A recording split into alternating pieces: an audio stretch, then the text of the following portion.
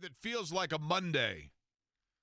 Because yesterday was a Monday that felt like a Sunday, to be honest with you. But Sunday felt like a Sunday. So it's kind of weird. You got two Sundays, and then now today is a Tuesday that feels like a Monday. But here's the thing. It is a Newsday Tuesday is what it is. Because there is a lot going on this, the opening week of the National Football League season. With the Colts getting underway, obviously at Lucas Oil Stadium, everything getting kicked off with the Miami Dolphins in town, and there's plenty to unpack from that, including an area that I thought was a strong suit for the Colts that now I have concern about for the Colts. And not concern in terms of the validity of personnel, but rather just how well they might play with one another and simply being an unknown entity or quantity. And we will get into that a lot over the course of the show today. As a matter of fact, Stephen Holder is going to join us in the 1 o'clock hour, and we will talk with Stephen Holder of ESPN.com about exactly that. There is big news in college football after Purdue rolls Ball State. Indiana gets a win over Old Dominion. I think there were some question marks about Indiana. I thought Notre Dame, I realized that there are probably a lot of people that would look at that, especially if you're a Notre Dame fan, and be very disappointed with that game in Miami. I understand that sentiment for certain, but I thought there was reason for optimism if you're a Notre Dame fan. And I don't think that what took place for Notre Dame, assuming that they have the year that we anticipate them having, I don't know that that hurts you a tremendous amount. But you put yourself in position now where you got to tighten things up just a little bit. We can get into that. The Fever are in action, and they are in a situation where their back is kind of against the wall here. Caitlin Clark and that availability. Eddie Garrison is the other voice you hear on this program. He, of course, is the pre- and post-game host for the Indiana Fever broadcast. So, Eddie, get me up to speed real quick in a 30-second window on what the Fever week looks like, where they are, and when we may or may not see Caitlin Clark. No update on Caitlin Clark, Jake. She was Stephanie White was not asked leading up to their game on a Sunday against Golden State about her availability and her practice time, but she did get through a shoot-around ahead of the game against the Los Angeles Sparks on Friday night, so that's an encouraging sign. The upcoming schedule for the Indiana Fever, they are in action tonight. 9:45 is when I'll have the pregame coverage against the Phoenix Mercury in Phoenix. Then the return home on Friday to take on the Sky at 7:30. Go back on the road on Sunday at 3 o'clock to take on the Washington Mystics and conclude the regular season on Tuesday, a week from today, at home against the Minnesota Lynx at 7:30. And, of course, Stephanie White had told us that she wants to see at least 5 full speed practices of Caitlin Clark before Caitlin Clark would return to the lineup. So that certainly puts that in question as well. Eddie, your weekend in general was how? It was pretty good. It was nice to have an extra day off. Had the Fever, that Fever game, by the way, on Sunday night was incredibly long. It was so brutal. 2 hours and 38 minutes. They had clock issues, correct? Multiple clock issues. They ended up having to shut off the clocks that were on top of the basketball Those hoops. are Tussauds, is that right? Yes. And I like Tissot. It's a fine watch. It is a fine watch. But they had problems with the clock, right? They had a power outage in the Golden State area, or I guess I forget where they play their games. They had a power outage in the area. Golden State area. They play in Oakland, don't they? Yes, thank you. I was trying to figure out I couldn't remember the exact Or do they play in San city. Francisco? Do they play in the Warriors Arena? Because the Warriors Arena is now San Francisco. Chase Arena, yeah. San Francisco, yeah. Okay. So they were having they had a power outage earlier today that affected the clocks, apparently, and then they couldn't get the clocks on the court in sync a couple of different times, so they had stoppages there. It was just, And then they brought out old school shot clocks, right? Yeah. Clocks and stuff. Yeah. This chair, can you hear that squeaking? No, Saturday spent pretty much the entire day watching college football. Went over to a buddy's house Saturday night, had a good time there. Watched your Tigers lose to LSU. That was fun. And then Sunday, I had the Fever and went to the pool. It was nice relaxation day. I thought both Clemson and LSU and Ohio State, Texas. And helped my sister move into her apartment down in IU yesterday. Oh, that's always fun. Oh, yes. I thought both LSU Clemson and Ohio State Texas were games that they were good games because you knew you were watching two really good teams, but at the same time, I'm not going to say they were sloppy games, but just kind of there were no fireworks about it. Yeah. You were just kind of waiting for some big play to happen, and it was two teams that, and again, I think that when you look at, and I don't mean to bring Clemson, nobody here cares about Clemson, I realize, but I'm going to, I follow Clemson, but Clemson, and, what did we say about this college football season? And yes, there's big news in IndyCar, and I'm going to get to that, including recapping for everybody a bunch of stuff coming up here in just a minute. But Clemson, LSU, you have two teams. Preseason rankings are seemingly so meaningless, but they are supposed to give you a barometer. So you have two teams that are top 8 teams, if you will. And I thought that game was more about Clemson not looking very good than it was LSU looking really good. And I thought Ohio State, Texas, you have two teams that are, supposed to be top 5 teams. I thought that game was more about Ohio State looking really good than it was Texas looking really bad. Arch Manning really struggled in that game, but I think a big part of that was just the overall raucous nature and strength of Ohio State. Because Ohio State, defensively, they came up with big plays where they needed them. Offensively, I thought they, in particular on the ground, had good moments. And then defensively, their front four really made things difficult for Texas, and in particular in goal line situations.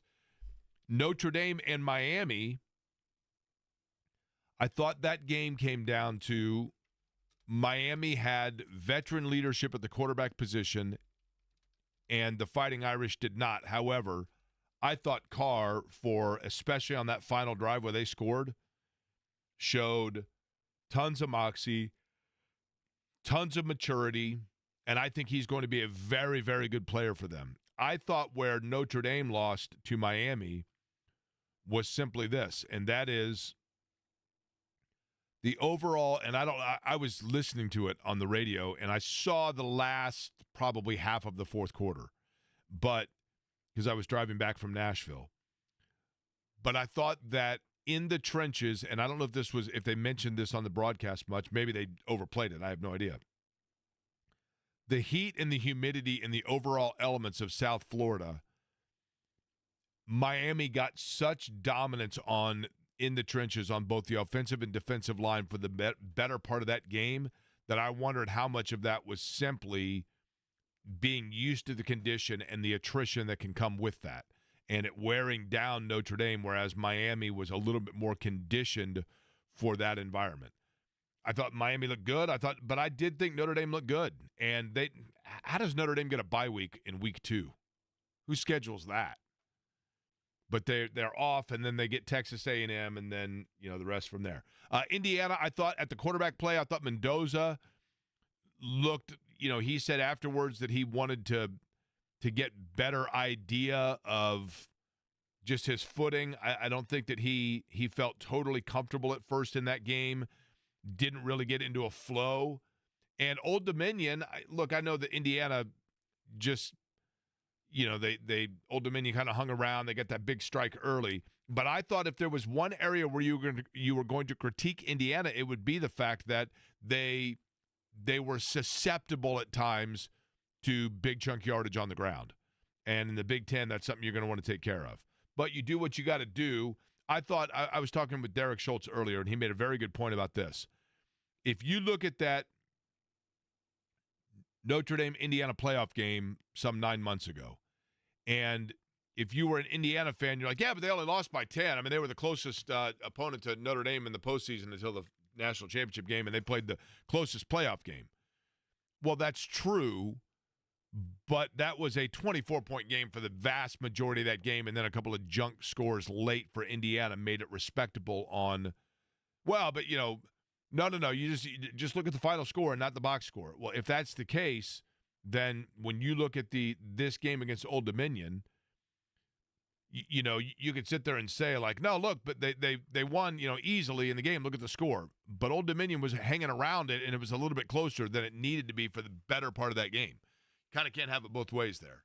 But either way, 1-0, and then Purdue with a huge win over Ball State. So over the weekend, I was obviously in Nashville at the Nashville Superspeedway for the IndyCar race. And we now know this. Will Power is done in terms of his time with Team Penske. And one of the things that is interesting, the silly season, as we call it in racing, sometimes it pays off and it's just like there's movement all over the place. It's like Oprah Winfrey. Like, you get a new job and you get a new job and you get a new job. You get a car and you get a car and you get a car. And then there's other years where really nothing happens. And there are times when there's all this buildup in anticipation, kind of like last night's Powerball. Last night, there's all this buildup in anticipation. Powerball, $1.1 billion. Get your ticket now. Oh gosh. Shannon last night's like, we forgot to get a Powerball ticket. I'm like, I'll go get a Powerball ticket. I'm waiting in line. Of course, I'm always behind the guy. Every time I go into these situations, I get behind the one guy that is buying scratch-off tickets, and he's refinancing his house based on scratch-off tickets. And he's looking at the board of all the available ones, and he's like, yeah, I'll take 2 38s, a 41. Have you had any luck lately with the 17s? Did anybody buy this? Okay, I'll buy a 17.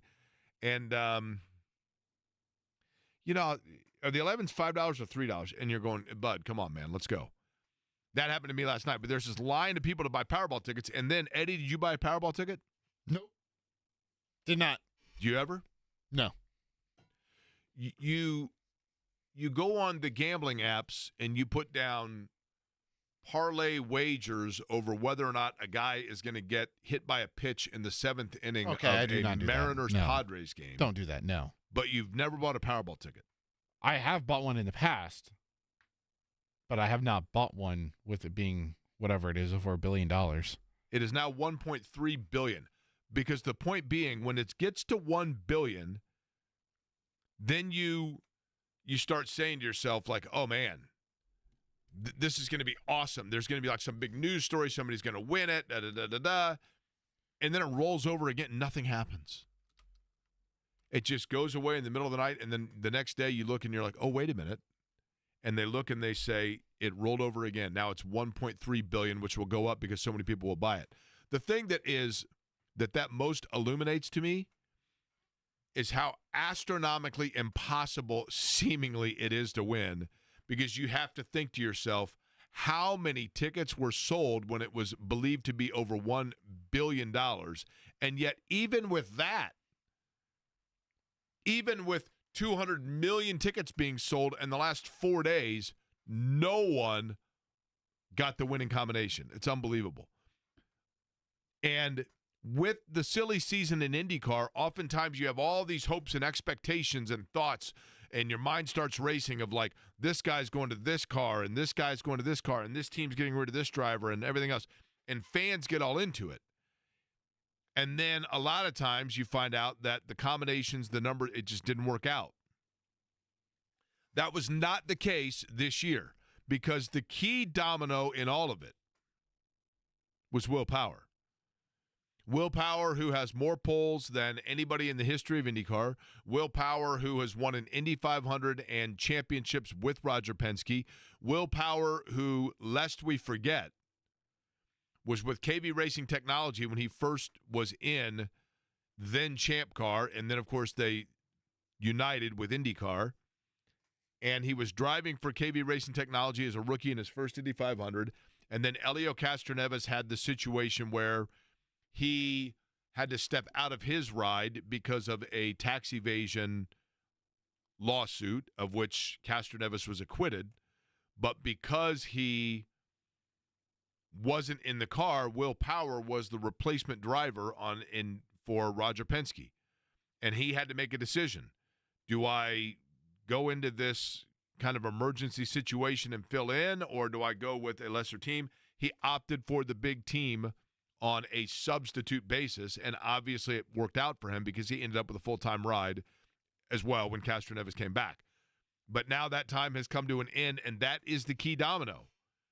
Because then the question becomes, is Will Power retiring?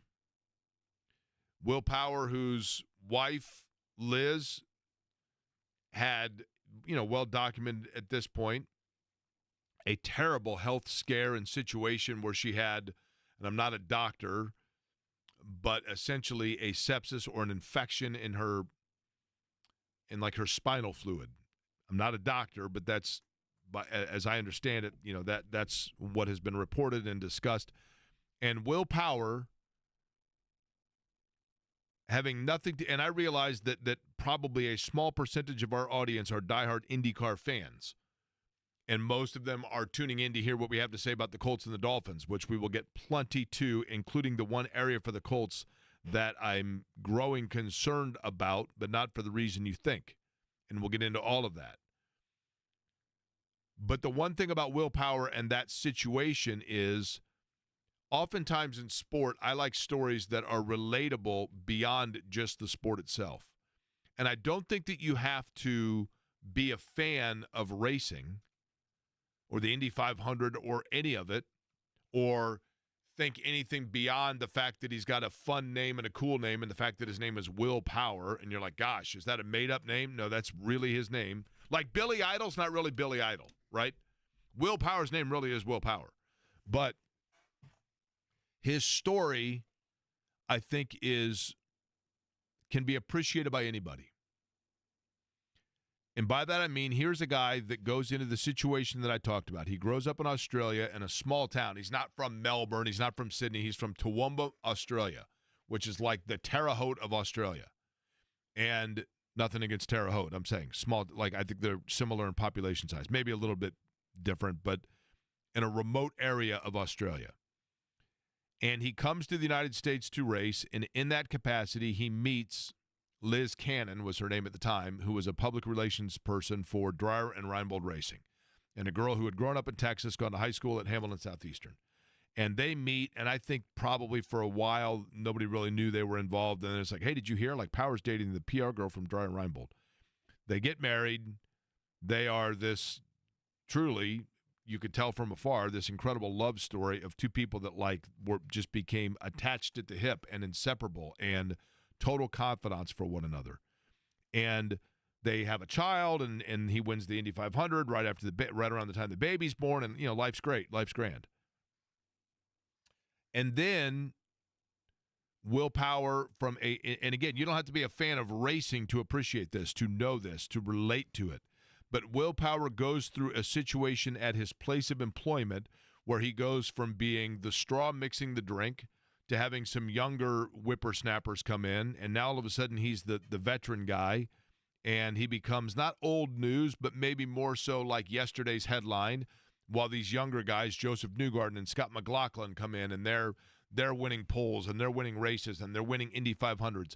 And Power is going through the motions the best that he can and still winning poles. He breaks the all-time record for most poles in IndyCar history. He surpasses the great Mario Andretti in that regard. And he is still competitive in racing, but he has these mental lapses occasionally in races where you think, gosh, that was out of character. A guy that has been so laser-focused and so good and so dominant for so long. And that's out of character for Will Power. And what we didn't know was everything that he was dealing with away from the racetrack. And what he was dealing with was the fact that he wasn't winning with the same regularity. He saw younger people on his team that were kind of usurping him in terms of the resources or everything available, being the top flight drivers for the team, and Newgarden and McLaughlin, a lot of the attention, media, etc. But he literally is at the racetrack and then going home and going to the hospital to see his wife, who literally is fighting for her life. And they don't know what the situation and status is going to be. And then when she gets out of the hospital and comes home, he is having to administer her medicine, with shots and taking care of her and helping her. And, eventually Liz Power, thankfully, got to the point of, she's back at the racetrack and et cetera.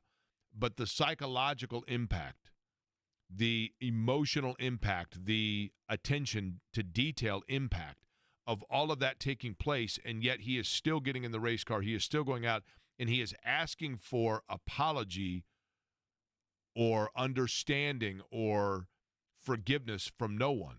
He's not asking for sympathy. He's not coming out and offering excuse. He is simply going out and getting in his car and going about and doing what he does.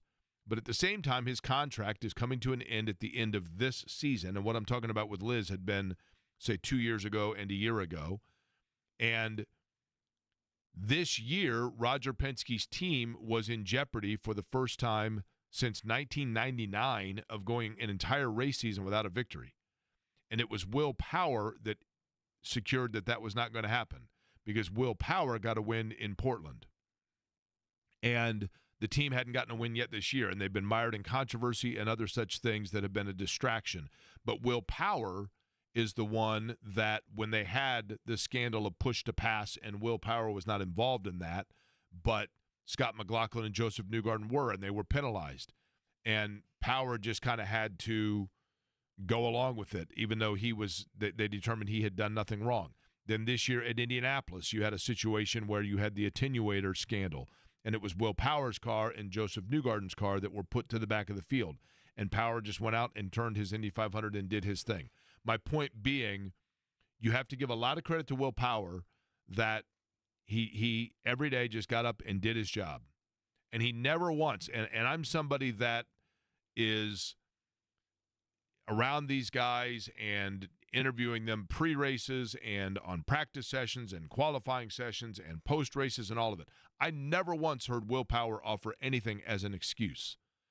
But he knew his contract was up. He knew that there was a young, promising driver that was linked to that ride. And in the Roger Penske mold, which has always been the MO for the team, which is totally understandable, when drivers get to a point where they reach a certain age and there are younger drivers just behind them, they oftentimes make that move and make that change. And we found out today that Will Power's contract with Penske, now that it is expired, will not be renewed, and he is a free agent. Will Power's time with Roger Penske and Penske Racing has come to an end. This was not a secret amongst those in the racing world. He had talked very extensively about what it meant for him to drive for Roger Penske. Said it was the best time of his life. He was very appreciative, but it was very clear to anybody that Will Power was offering that handwriting was on the wall. Whether that was Will Power's decision to move on, or the team simply said, we are going in another direction, we may never know the answer to that. We can assume, but we may never know the answer to that. But that is the key domino that has fallen here, and that does lead to dominoes falling other places. And I talked to a lot of people over the course of the weekend and was told, like, here's the tea leaf says this, and then that tea leaf has come true now with Power. And there are several more that are going to happen now, and it involves, as I'm thinking about it right now with Will Power, this now has impact on 1, 2, 3, maybe 4 drivers. And coming up here in just about 6 minutes, I will tell you who all of those drivers are. Stephen Holder joins us 1 o'clock today, as I mentioned. Scott Agnes at 1:30. Zach Kiefer are going to join us at 2 o'clock. Eddie, it is basically Christmas time for most sports fans in the opening week of the NFL season, and it all actually gets underway on Thursday. The hardest thing about this time of year is, for example, I'm in we call it bragging rights. I'm in a thing with 3 other buddies where we do a confidence pool pick'em each week. Yeah. It's impossible to know who's good and who's not. It is. We can speculate it, right? Especially week 1. It's the hardest one to predict. We can guess. But yes, like there's always, and this is one of the fun things that we're going to do today. Oh, yay. There's always a team that it is thought is going to be really good in the National Football League season, where then you look back by the time we get to when the weather's turning and it's November and you go, you know what? I don't think they're any good. That was the Cincinnati Bengals last year, right? Yeah, that's a good one. Then there's another team that you look back by the time about December rolls around and you go, what a disaster. 2 players got hurt. They had a big fight. A coach got in a scandal. It has just been a year to forget. That was the Colts, to be honest with you, a couple of years ago in the Jeff Saturday. Nothing against Jeff Saturday. I'm just saying that for the reference point.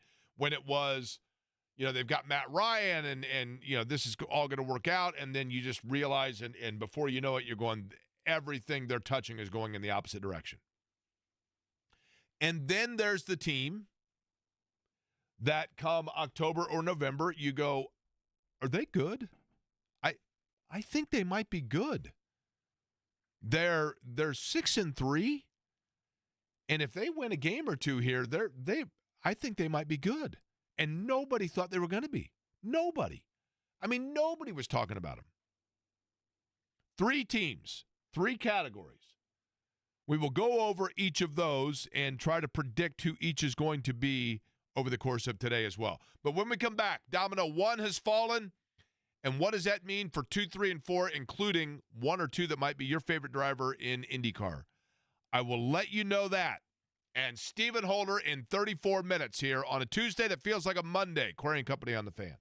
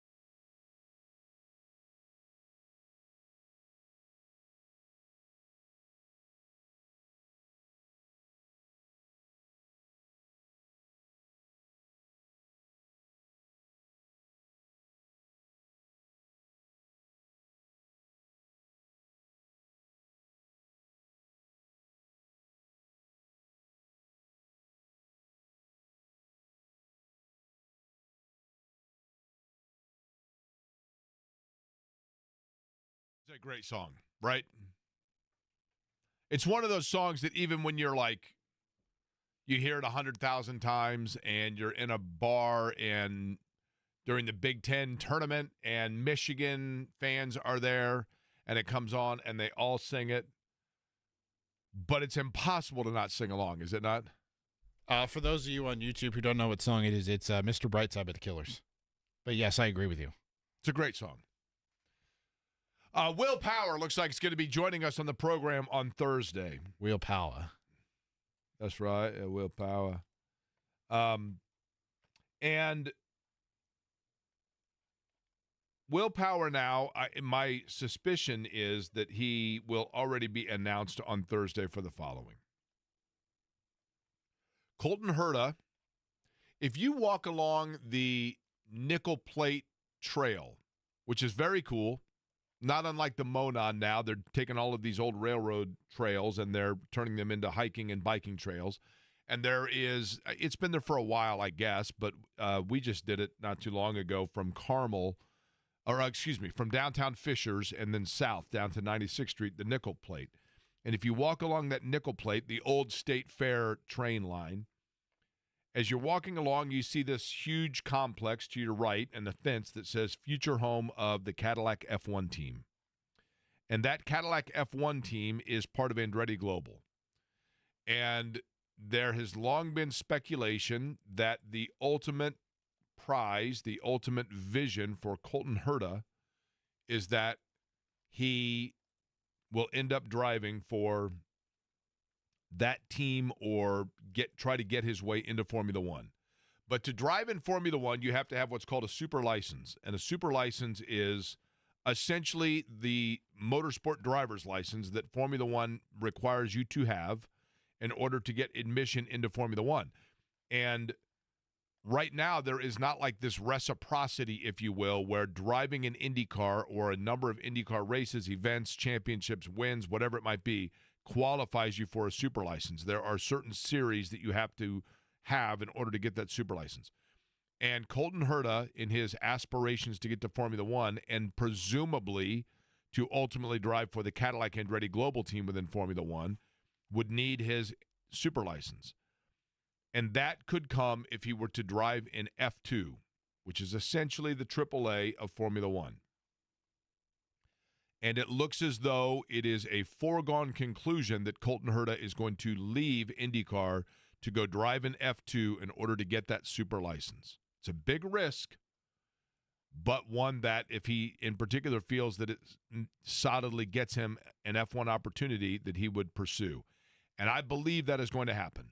By all account, from people that, and this may be out there now officially by now, I don't know, because when we came on an hour ago, it had not yet been publicly confirmed. But I talked to at least two different people, if not, I'm trying to think of three, but two off the top of my head for certain, in Nashville that would know, and that I've known a long time, that have said to me, yeah, I mean, look, where there is smoke, there's fire. And this is a rumor that had been out there forever that Colton Herta was going to that. Makes sense because I don't know if you pay attention to F1 at all, Jake, just because I know you're so involved with IndyCar that sometimes it's hard for you to pay attention. But Cadillac announced two pretty much veteran drivers as their drivers for next year, and Venturi Bottas, who's, he's certainly an older driver, which would make sense, and a possible guy that, Colton Herta could replace once he has that super license. And then Sergio Checo Perez is the other driver for Cadillac next year in Formula One. Yeah, so all indication is that Colton Herta gets piped into that pipeline, okay? That would mean that his job at Andretti Global, driving car number 26, the Gamebridge machine, that seat would be available.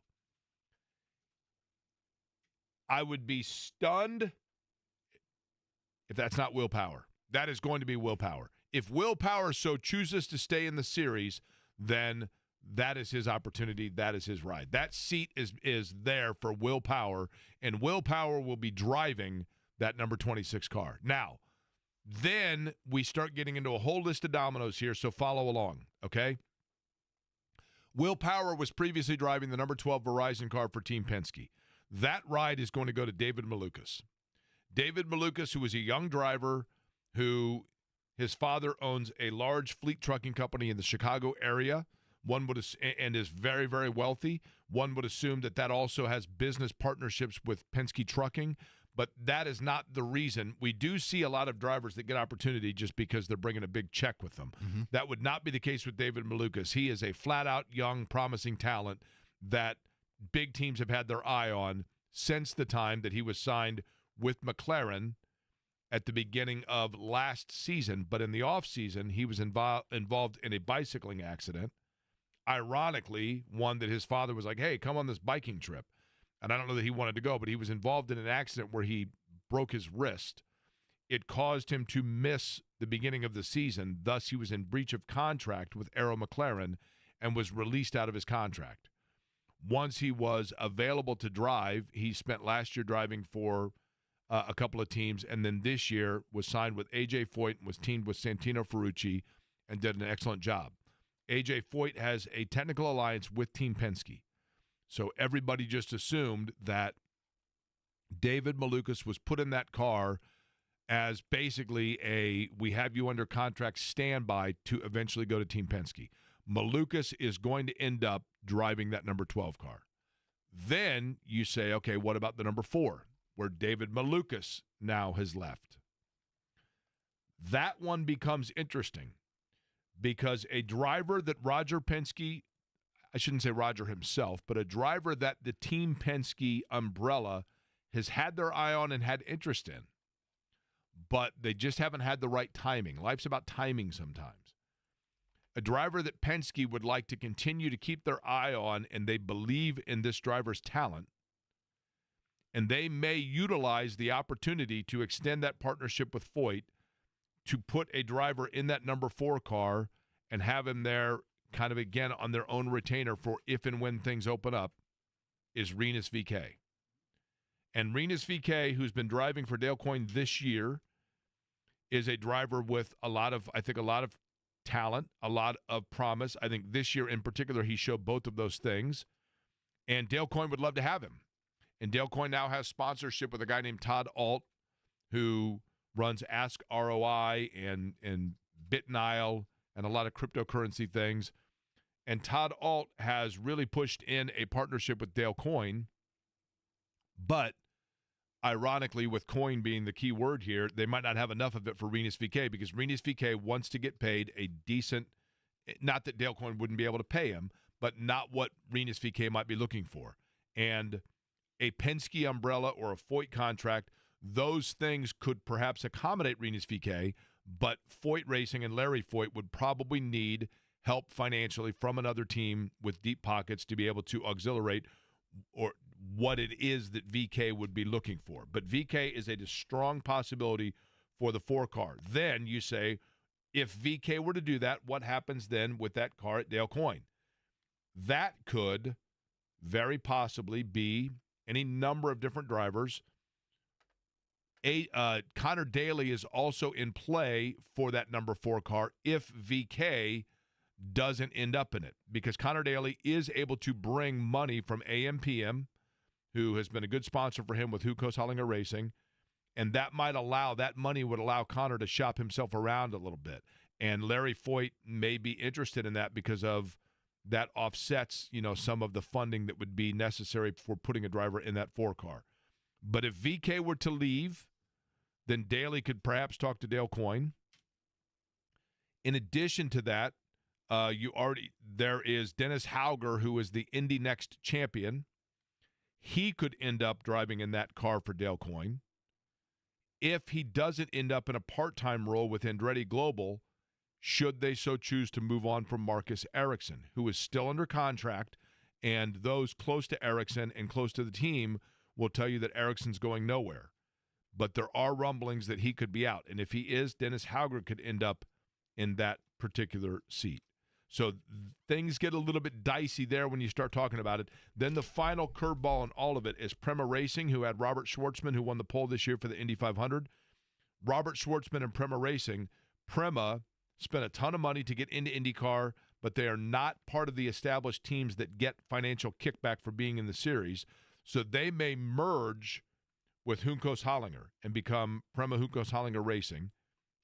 And if they do that, they would bring one car, presumably for Robert Schwartzman, over to join that team.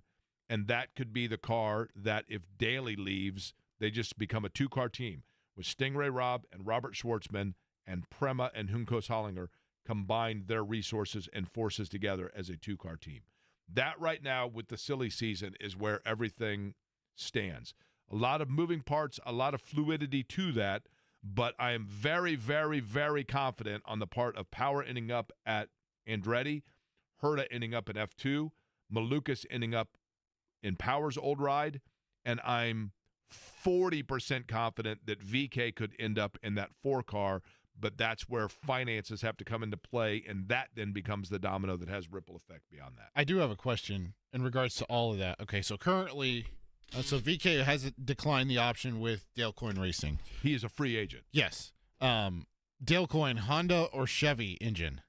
Dale Coyne is a Honda. Okay, so I was asking that because you laid out the possibility of Power going from a Chevy engine manufacturer team at Team Penske to a Honda Correct. manufacturer team in Andretti Global. Is that going to become more common? Because I feel like we've seen a lot more of those drivers switch great question. manufacturers the last couple of years. Great question. And a lot of times, Eddie, that is related to if it is a driver who got their start and were financially backed through the course of their ranking by an engine manufacturer. Rossi, for example, was almost exclusively a Honda guy forever. He's now in a Chevrolet.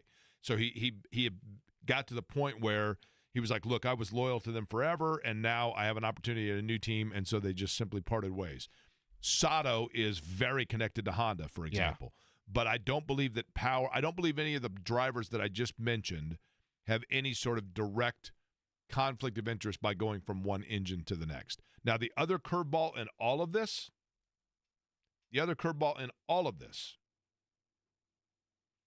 is there are rumblings.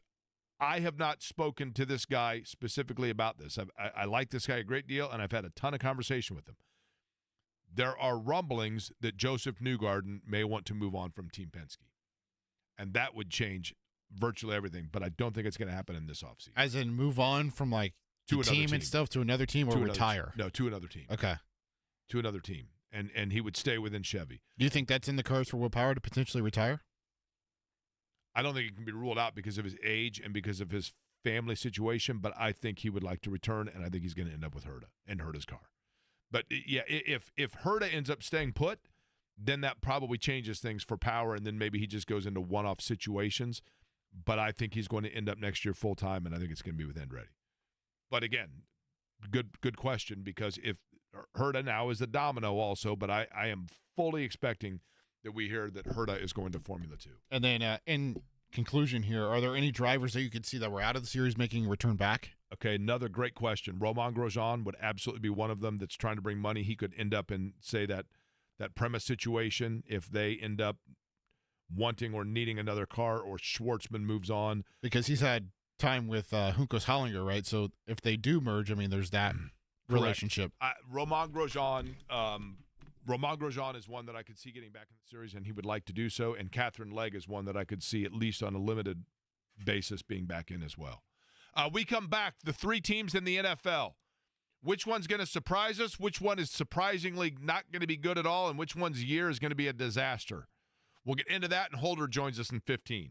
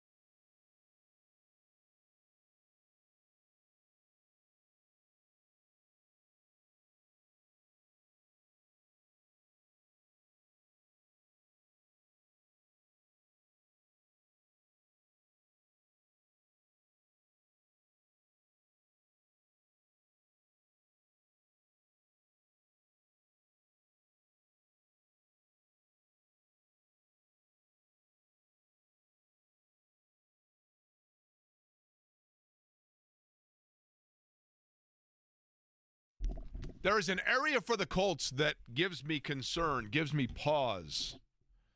I'll get into that with Stephen Holder when he joins us here coming up top of the hour. Before then, Eddie, let's get into this with the National Football League. I mentioned it. There are seemingly every year there are 3 teams. Mm-hmm.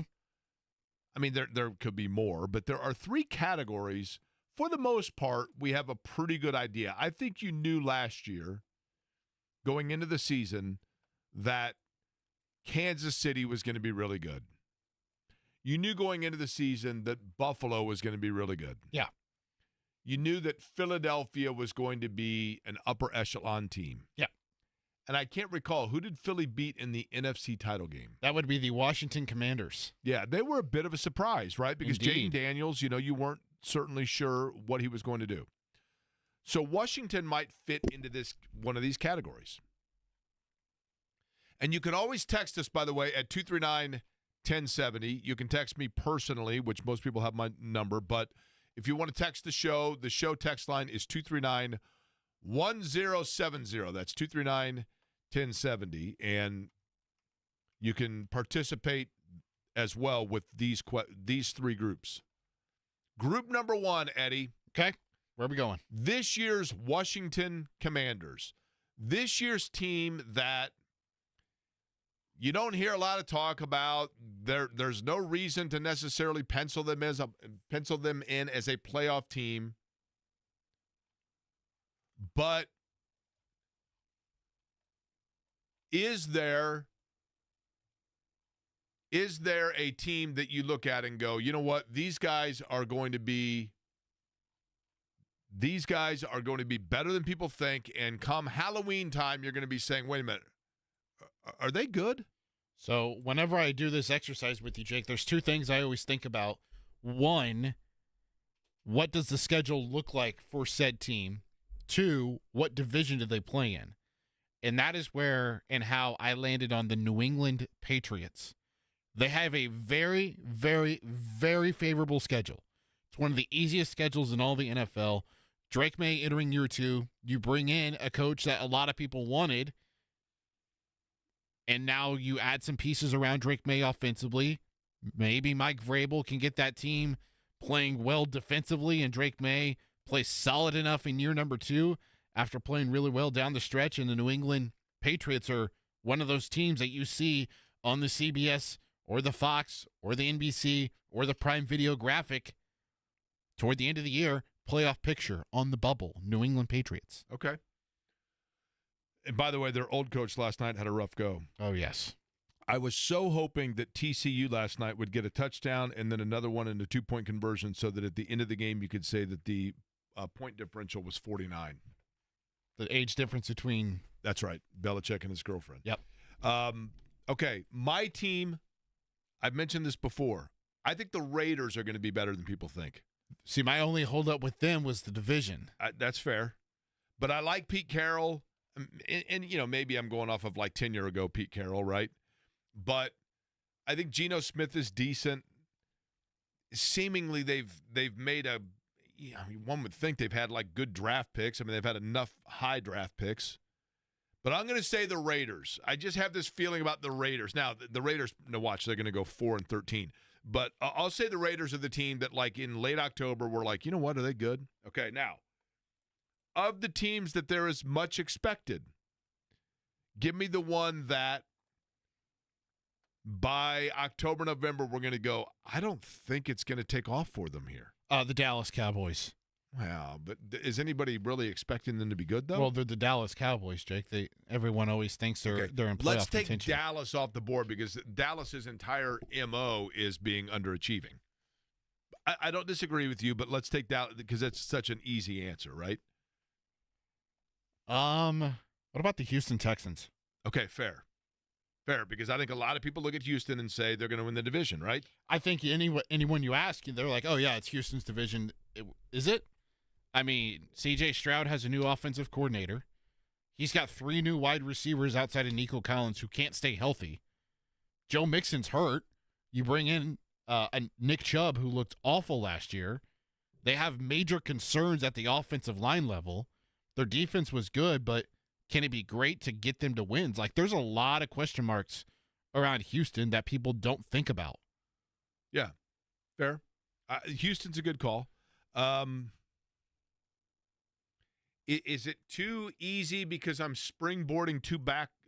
I'm only going off of 1 year, and maybe this is actually more who they are for me to say Washington? I don't think that's a real impossibility, but I think Jane Daniels is that dude. So He is really good. He's very good. There's no doubt. And I like him, and I like that team. But as I think, okay, how about this? Now, you ready to really think I'm crazy? I always think you're crazy, but yeah. Philadelphia. Oh. Now, I'm going to say Philly for my last category. So I'll say Washington. I'm going to go double dip on the NFC East here. I'll say Washington for that group. Now, how about this one?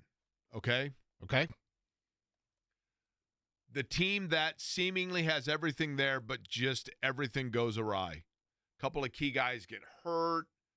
There's question about the coach, or there's some sort of a controversy internally of rumors that people not getting along, etc. And before you know it, you're like, this is just a year spun out of control that will someday be a 30 for 30, but it just isn't going to happen for him this year. I think we all know who this team is. I'm saying the Philadelphia Eagles. The Pittsburgh Steelers? Boy, that's a really good call. Because they've got the human turmoil, right? Yeah, they got Aaron Rodgers, and you got the whole non-losing seasons for Mike Tomlin. Is that in jeopardy? You add DK Metcalf into that equation, and it's like a mad scientist. I've always thought Belichick was the mad scientist, right? Yeah. Hey, Jake. How about the Detroit Lions back down to earth? They lost both coordinators. Fair. Now, here's the interesting. Greg Pulley says Bengals. Does he mean that he thinks the Bengals are going to take a big step forward, or they're going to take a big step back? Because they had a rough year last year, right? They did have a very rough year, and I think their defense might be even worse this year, which is saying something. I just, the Lions is interesting because I do like their head coach, but when you lose coordinators like that, it is tough. There's no doubt. We could ask Holder his thoughts. What do you think? I'm going to ask Holder for each of those three. Do you think he will duplicate any of our answers? Ooh, that's a good. I think he'll duplicate one. I don't know which one, but I think he'll duplicate. You think one. he'll duplicate? So I'm going to go. So my final three answers here. Year that just seems to nothing goes right, I'm going to go Eagles. Team that takes a step back and just kind of surprises you in doing so, I'll say Washington. And team that has a better year than anticipated, I will say Raiders. And you are saying, in that order, the team that has the disastrous year, you're saying Pittsburgh. Mm-hmm. The team that takes the unexpected step back, you said Houston. And team that takes a surprising step forward, you're saying New England, right? Yes. All right. Stephen Holder writes for ESPN, joins us next.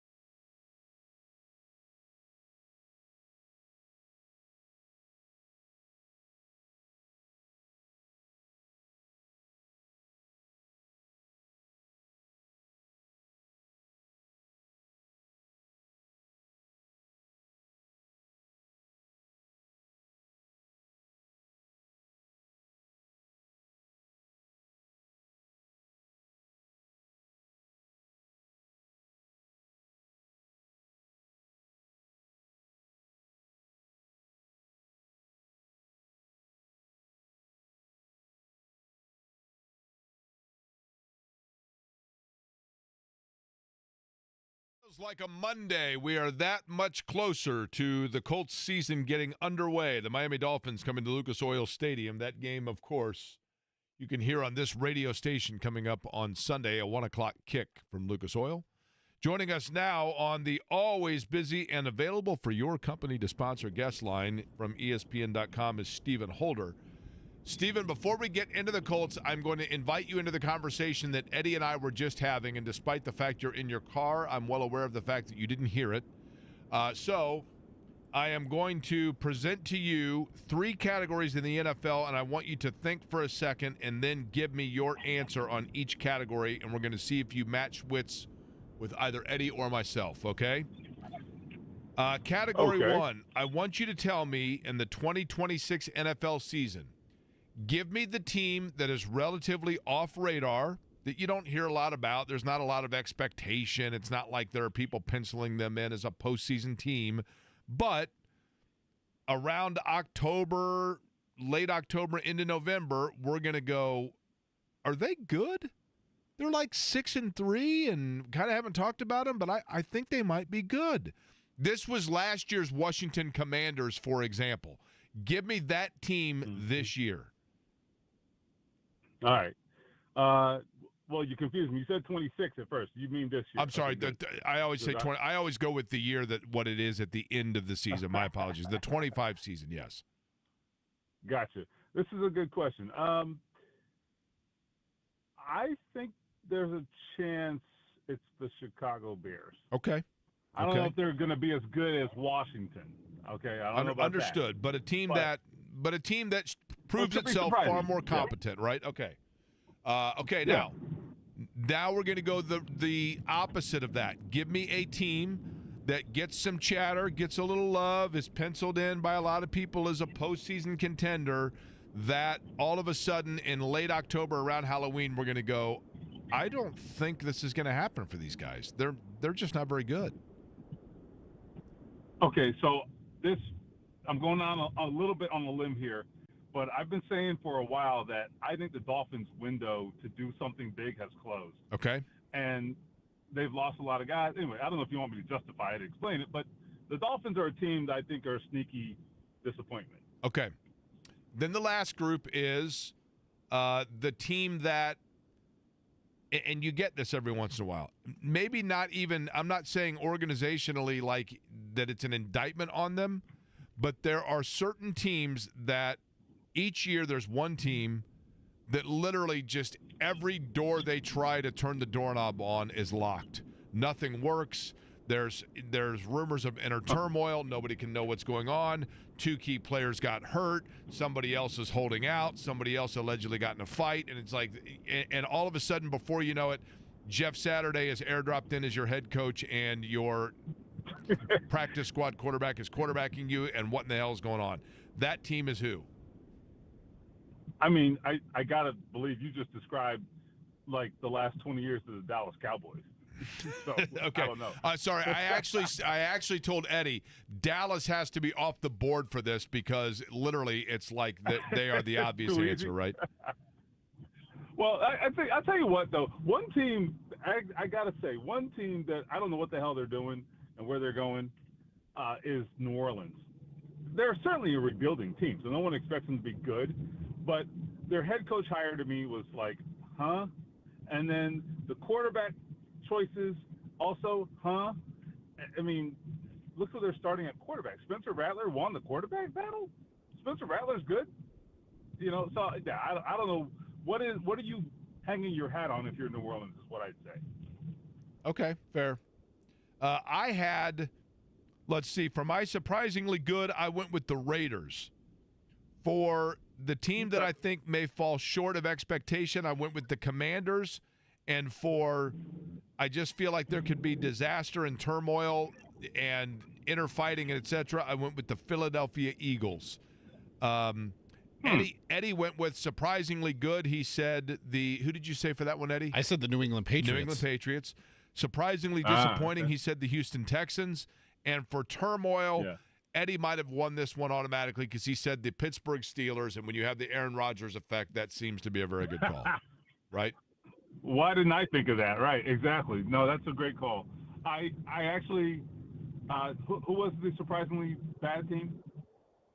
For me, Eddie? I said the Washington Commanders. Eddie said the Houston Texans. Okay, so that's an interesting one because I think the Texans were surprisingly bad last year, frankly. They just happened to be in the same division as the Colts, who couldn't take advantage of it. So it worked out well for them. But they were not a good team last year, Houston. Okay, Stephen, let's shift to the Colts. Let me tell you the one area that, as I was looking over things, for me became a little bit of a concern, and I'll tell you why. I like the experience they have at corner, and I will give Chris Ballard credit because when we were all jumping up and down saying they didn't address corner, he said, look, let me just see these guys play and find out where they are. Now that we've done that, I think they have good players. But Jalen Jones is hurt. Juju Brent's obviously, they couldn't wait any longer for him to get healthy, and he's now in Miami. My area of concern is this, and then you tell me how off base it is. I think they have good players at corner, but they have two guys that are in rotation at corner that weren't even on the roster at the time that they all got together originally in Grand Park. And I think that it might be a little late to all of a sudden expect them to kind of gel together as a unit, even though you're playing on opposite sides of the football. And that, to me, the defensive backfield, again, feels like it could be an Achilles for this team. Your thoughts? Well, it's funny. You know, we just got done talking to defensive coordinator Lou Anarumo, and there were a few questions, I would say, including from me, about Xavier Howard. By the way, if you look at today's depth chart that they put out for week 1, it's a projected depth chart. It's not the coaches, but it's the organization's public depth chart. Xavier Howard is still number 1 at one of the cornerback spots, along with Shavari Ward and Kenny Moore, the second, in the slot. And I'm sorry, but that's still a lot for me to digest when I think 2 weeks ago this guy was doing the same thing as me over the weekend, sitting on his couch, right? So, look, he's a proven player and highly successful player if you look at his resume. But I think it's a lot to assume that a guy sitting on his couch all last year, okay, no one signed him last year, is going to come in August and be your starting corner. And we even asked Lou Anarumo, are you serious? Or is this guy really capable of coming in and walking off the street and playing starters reps? He didn't say yes or no, but he certainly didn't give the indication that he has any doubts about him. So there is a real sense of reliance from Anarumo about Howard in particular. And I'm curious to see how this plays out because they're going to get a hell of a test week 1 with Tyreek Hill and Jalen Waddle of the Miami Dolphins. So they're not going to be able to ease into this at all. I'm going to give you a name, Stephen. I want you to tell me how this player is relevant to this year's Colts team. Are you ready? I'm putting you on the spot, I realize. Terrell Pryor. Oh, I think I know where you're going with this. Was he not the quarterback of the last team the Colts beat in a week one game? That is correct. He was the last opposing quarterback in a Colts season-opening victory. It's been that long. Yeah. Now, that was 2013, I believe. Yes, it's been – well, and here's the thing. They have not lost 11 straight years because there was a tie in there, but they have not won in 11 straight years. So wait, here's what's so crazy about that. If that was 13, which I think it was, that was my first regular season Colts game as a reporter in this market. Okay, I got here, and my daughter was in preschool. She's in 11th grade now. Like if that doesn't put it in perspective. It does, right? But anyhow, continue. Okay. Yeah. In certain years, you can get off to maybe even an there's obviously all those statistics that come out about what your odds are of the postseason after an 0-2 start, 0-3, etc. When you look at the Colts schedule, because you are, to me, and you tell me if I'm overthinking this, I know that if you go into any NFL locker room, they always have the schedule up on the wall for the players, and they break it down into quarters. You just got to go 2-1 in this quarter, 3-1 in this quarter, 4-0 in this quarter, whatever. Right. And they always say divisional games count double. I get it. These feel like these opening 2 games when you look at the fact that you are starting out with Miami and Denver at home. These are two teams that theoretically are going to be right there in the same lane as the Colts, trying to merge over into the left lane of traffic in late November, early December to put themselves in position.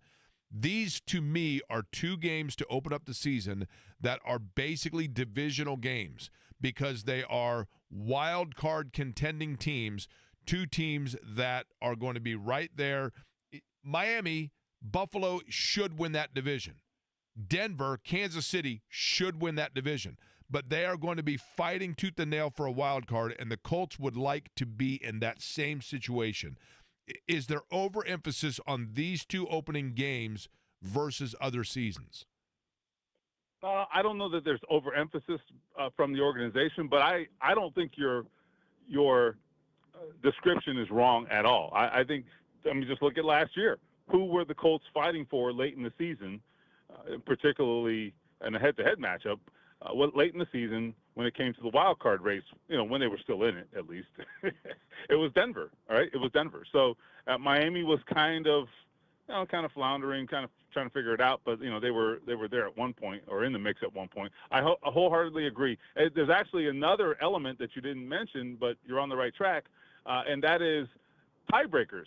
So AFC record, their conference record, in certain tie-breaking instances, is one of the tiebreakers.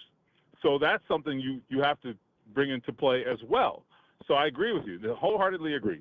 Tiebreaker considerations, wild card standings in terms of the wild card race, no question about it. These are going to matter a lot. And then obviously another AFC opponent in week 3 as well. Stephen Holder's our guest from ESPN.com. All right, Stephen, I'm going to take the quarter. Look, we're all the quarterback talk and conversation. We've gone over that 100 times, okay? Right. As a matter of fact, I'm not going to ask specifically about the quarterback situation, but we haven't talked to you since this time, and so I want your perspective on this. I was not in the room. I was here and was listening to it when Chris Ballard held his press conference, and I know that he was not happy about the number of questions about the quarterback situation to begin the press conference.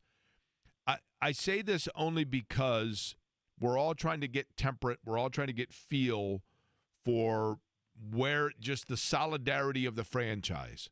I thought Ballard, who at times can be sarcastic, at times can be edgy, I thought he was overly both in that press conference and actually came off almost like, I'll use combative for lack of a better phrase, but even though he was trying to preach confidence in his position or whatever else may be, I thought he came off completely the opposite of that.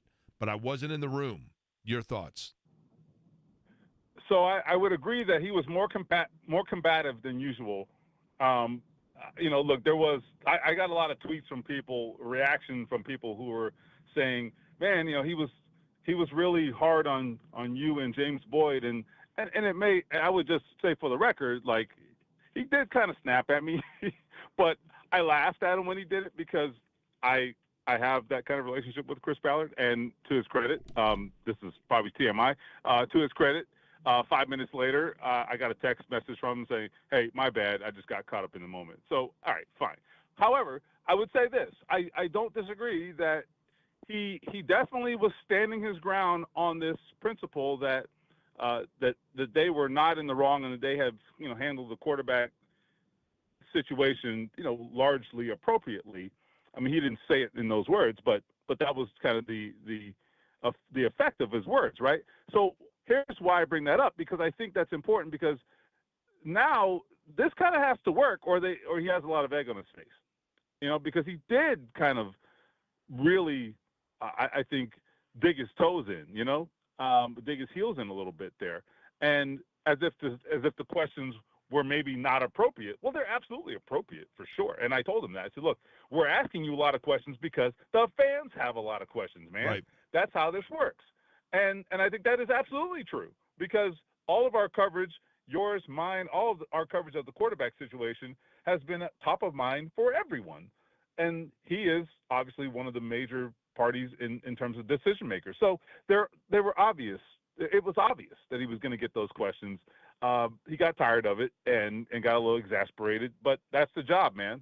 That is what it is. Well, so I think it's fine, but no one's mad. I'm not mad. No one's offended or anything. But just make it clear, like you kind of dug your heels in there, and let's just hope he's right about Daniel Jones. Stephen, I'm a classic overthinker. You've sat next to me at enough Pacer games to know this, right? and so I want you to tell me if I'm overthinking this. I understand all of that, and I'm not trying to make anything. This is not neurosurgery here, right? I mean, like, nobody's going to die.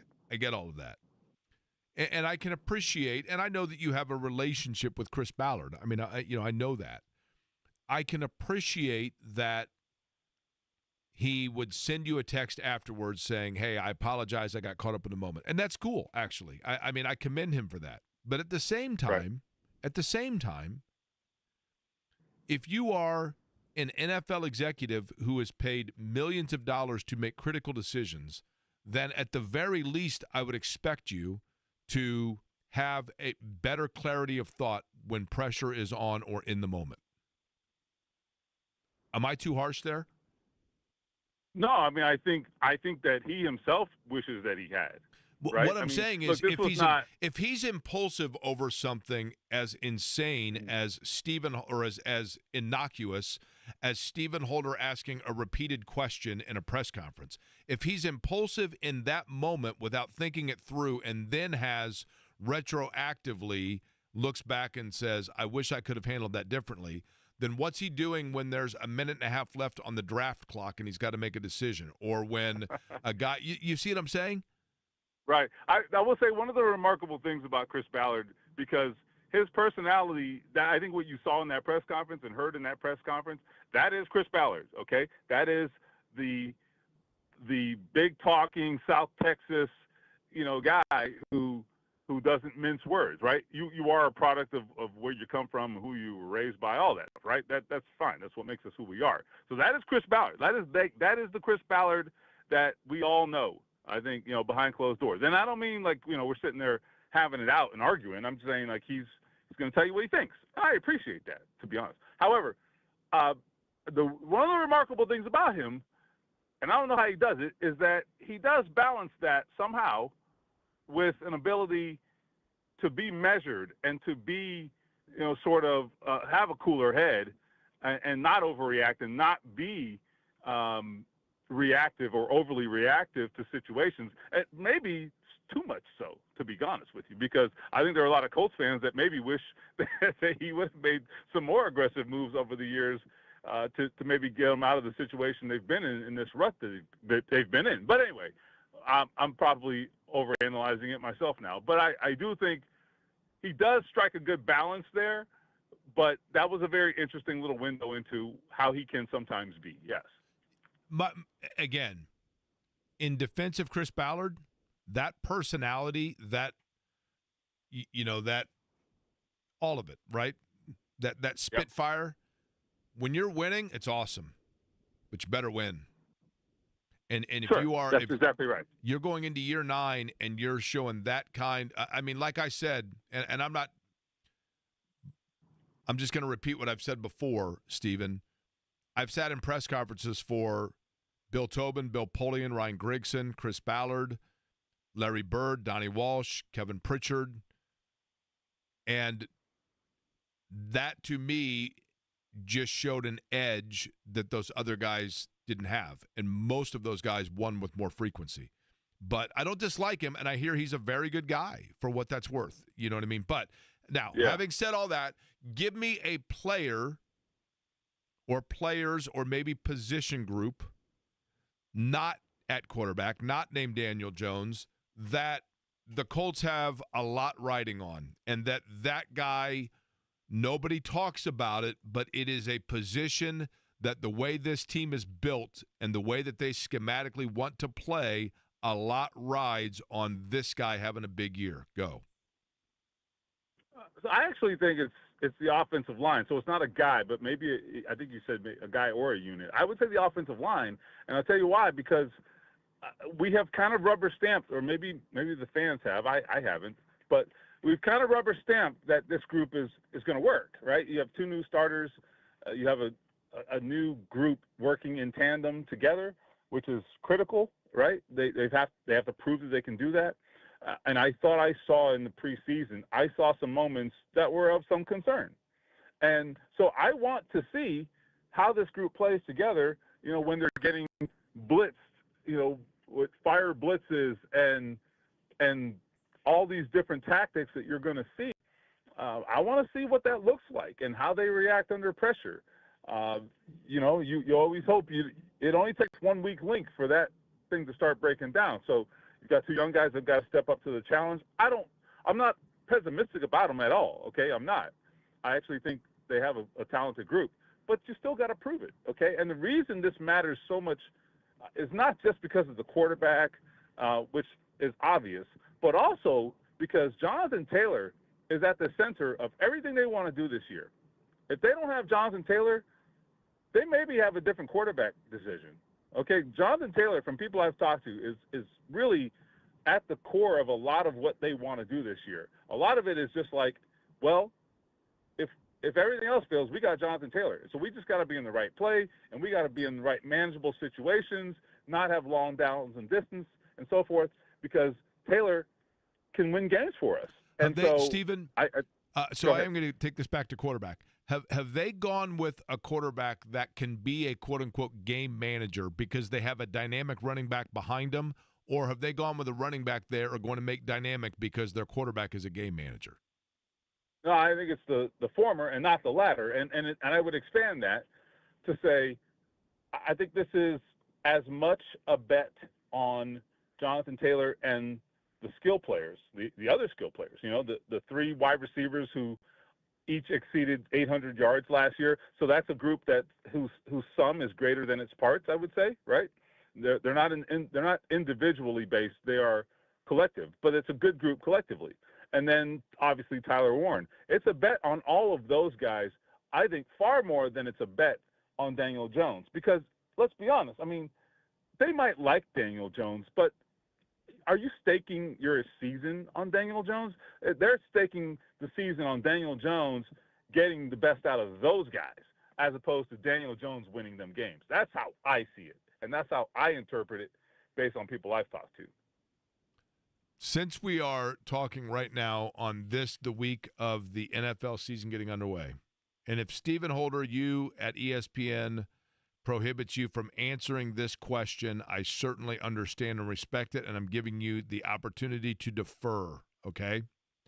But on the 2nd of September, 2025, I would like Stephen Holder's prediction, just for the fun of it, of who the Super Bowl matchup will be and who is the Super Bowl winner. Well, actually, I made this prediction for ESPN. Okay. I don't think it's been published yet, but, I mean, we all do, so it's not any big deal. What did I pick so that I am consistent? I think I went with clearly one you stand very strongly by. Yes. Yes, exactly. I'm staking everything on this, clearly. I don't even remember it. I believe my pick was the Chiefs and to win it. And did you ask me also who was going to be in the Super Bowl? Yes, they will be defeating who? I believe I picked it was Philadelphia, so I think I went with a rematch. I mean, Philly's just the most complete team.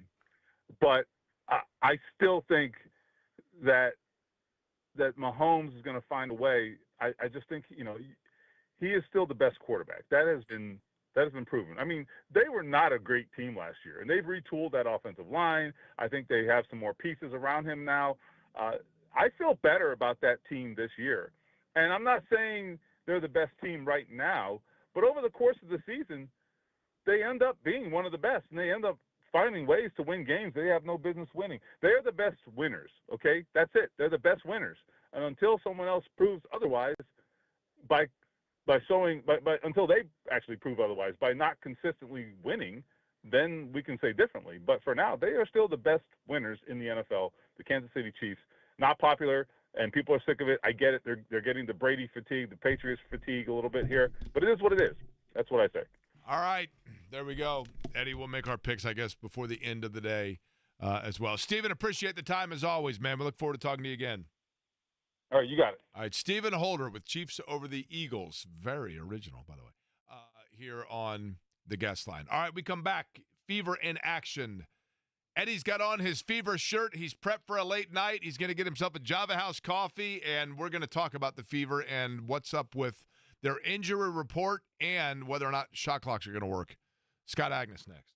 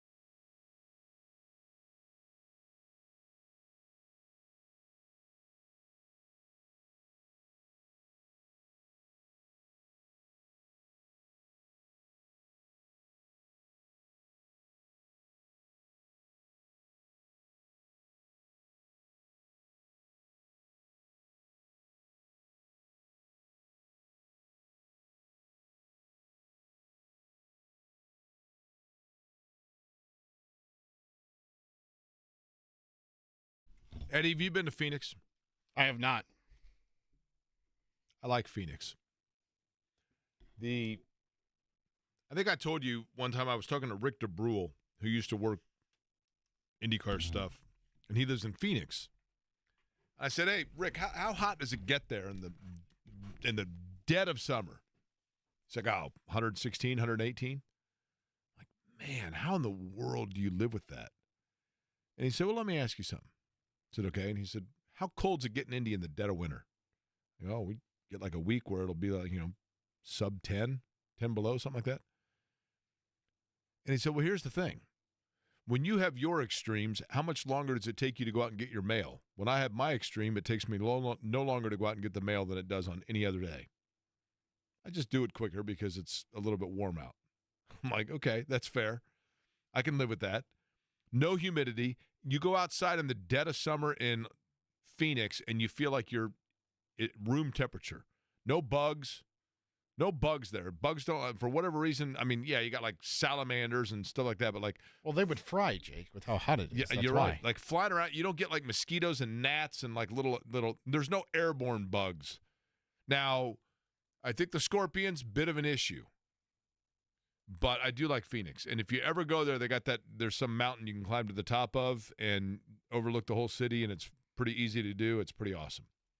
But that's where the Fever are, correct? Yes. Tonight, 10 o'clock, 9:45 pregame coverage right here on the Fan with me, your boy, Eddie Garrison. So you're going to get some Java House coffee? Or are you going with the chai tea? Well, I'll probably need some coffee. I Okay. almost poured out some coffee the other night because 2 hours and 40 minutes for a WNBA game is ridiculous. Well, that was, and listen, I love to sew. I'm a watch guy. By the way, I now have a 23rd watch in my watch collection. It's not a Tissot. I do have a Tissot, though, but it's a 1938 Tissot, and that apparently is what the shot clocks were. I think it was Tissot that it set up on the top of the clock, where they had some issues in the Fever WNBA game. Joining us now, and I'm sure thrilled to be doing so based on that intro, from Fieldhouse Files is Scott Agnes. And, Scott, let's get to this talk about the Fever and Phoenix. And, by the way, Scott, have you been to Phoenix? I have several times, yeah. You like Phoenix? I do, but to your point earlier, it is dreadful this time of year. Very much like Vegas in the middle Yeah. of July where It's it's dry heat. 110 degrees. That's a dry heat. But the heat is on the Fever right now, not just because of the mercury, but because of their situation and the postseason, which is tenuous, and you're starting to hear that, like if you're standing on ice, that of things beneath their footing. Take me through, and for our listeners, where things stand for the Fever right now, of their solidarity or lack thereof in terms of the postseason. Yeah, so it's crunch time, absolutely. Basically the season's over, regular season, in 1 week. And there's now, for the first time this season, 13 teams in the league after one expansion team. And there's 8 playoff spots. 4 have already been clinched. 4 teams rather, have already been eliminated, Jake. So you have 5 teams competing here over the final week for 4 spots. The Fever are right in the middle of that pack. So they'll probably need to win at least 2, perhaps 3 to control their own destiny here. But among their final 4 games here, a couple of their opponents, Chicago, Washington, they've already been eliminated. In their final games against Minnesota Lynx, who have the top seed, and you never know, will they be in the resting and looking forward to the postseason for their season finale in 1 week. Do you think that, I'll just put this point blank, Scott, do you think we see Caitlin Clark before the end of the year? I do. I still believe after that brief issue that happened, ironically, in Phoenix a month ago when she got injured, and then we saw Sydney Colson go down during the game and Ari McDonald later in the game. They're back in that Phoenix, and I think we saw Chloe post a video here today of her at shoot-around going through 5-on-0. That shows she's progressing through exactly what they want, and to this point has certainly gotten about a half dozen walkthrough, shoot-arounds, 5-on-0 type work in that I think it would be set up nicely for her to potentially return Friday. Because if you don't return this weekend, what are we doing here, right? So I think you're in a good spot leading up to Friday against Chicago.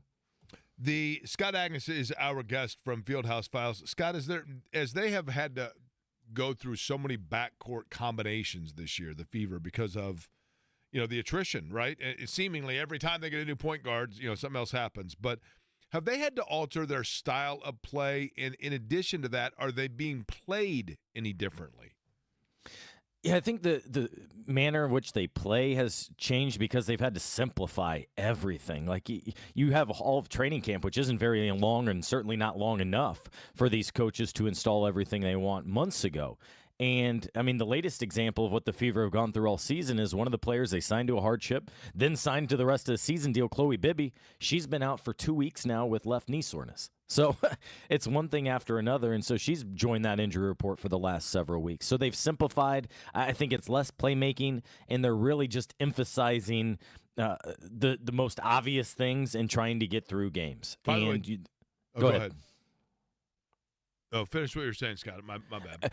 No, you're good. they're trying to simplify everything because look, they're at a place in the season right now where this is why you did see them tweak the type of player they went after as well. Instead of a player who had never played in the league like they did previously or had a couple years of experience, they went and got that 34 and 36-year-old point guard who had 10 years of experience in the league for that specific reason to get them through. I know what I was going to say, and that is, by the way, did I see video of Tyrese Haliburton shooting, albeit flat-footed free throws? Yeah, Tyrese posted on his Instagram on Monday, him and his friend and assistant coach Isaac Jacob at the practice facility, and yesterday was exactly 10 weeks. 10 weeks since the injury. I think we just lost Scott's connection. I remember when I was a kid, Scotty Shepard, who went on to become a really good player at Carmel and then went on to Florida State, his dad, Billy Shepard, and Mr. Basketball. He was the first kid I ever played with that could shoot flat-footed free throws. That was a marvel, like in fourth grade. And it's a marvel to see Tyrese Haliburton doing it because, to your point, Scott, 10 weeks since the injury. And, obviously the way he was shooting it, you don't jump at this age when you're shooting free throws, but he very clearly was just keeping the weight stable on the Achilles. But to your knowledge, from what you've heard or what the expectation was, is this above, behind schedule, advanced, or right about on par?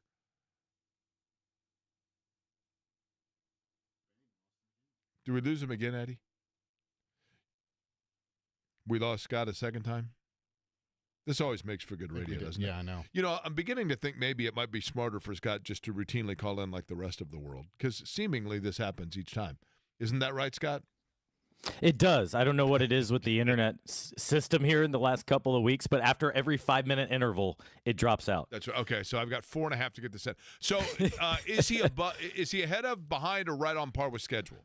It seems to me right on schedule. He hadn't said anything to that note, but I want to emphasize here, this is nothing a month or 2 months. The focus here is on next season.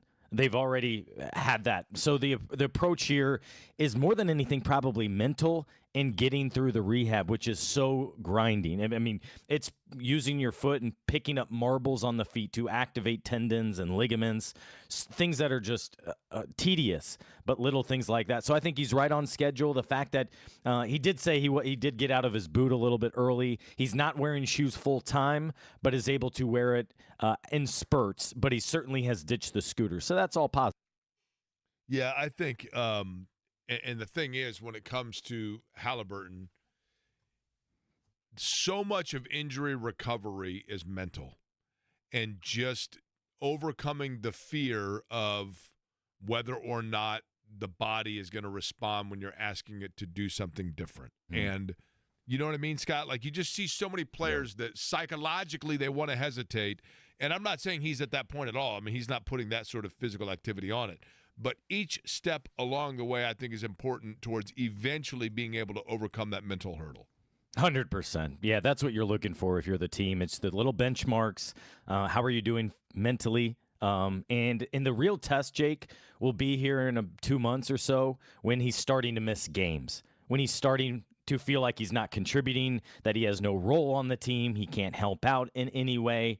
For right now, he wouldn't be playing anyway with his teammates, playing in front of those fans. And so, to me, the great thing that he's also had is he's been able to check in with Kevin Durant often. He's been able to check in with Jason Tatum often, who shares the same skills trainer, and he's about 3 weeks, maybe 4 weeks ahead of Tyrese. So he can literally tell him what's upcoming. They went through the same doctor. So they're probably having very similar rehabs as well. Small world they live in, man. Intertwined world for sure. Scott Agnes, Fieldhouse Files. Again, Fever in action tonight, taking on Phoenix. Then on Friday, it is Chicago. That is a home game, 7:30 at Gainbridge Fieldhouse, Washington and Minnesota to round out the regular season. Scott, appreciate it, man. We'll talk to you soon. Sounds good. Thanks, Jake. Scott Agnes joining us on the guest line. Eddie will have the late night. What time will you get out of here tonight, Eddie? 12:30 is the projected end of post-game show time, so 12:45. That's kind of fun, right? I love the late night stuff, man. I love watching games on the West Coast. It always feels like, like when the Pacers have late night games on a Tuesday night in Phoenix. Well, just like this, a Tuesday night in Phoenix. I love it. It always I guess it was really the first time for me on the West Coast on, what was that, Friday night when they're in Los Angeles? Yeah, Friday night. And I'm doing the post-game show, and it's after midnight. I was like, is it Friday? Is it Saturday? Like, how do I address this? Like, hey, your Friday nights well. Hope the start of your Saturday morning's fantastic. Like, yeah, that's good point. Coming up today on the fair, coming up, Saturday. Like, what? How do I phrase it there? I always get thrown off, like in the news when they say, like, so and so, was, someone passed away or like something happened, like Tuesday morning, and then you look at them, it's 12:30. Like, okay, I mean that's Monday night, right? Right. We come back. Big news. Boiler up, you Purdue fans. I got good news for you. You're going to want to hear. Not just that your football team won, but a big win across the parking lot as well. We'll explain next.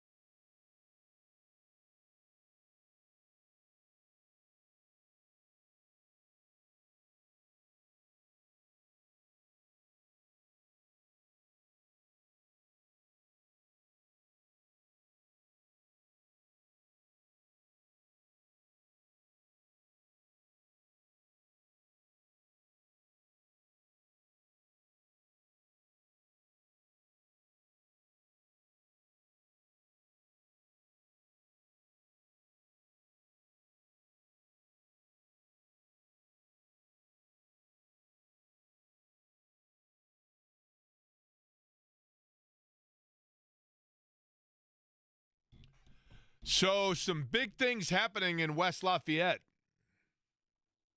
for Matt Painter's basketball program.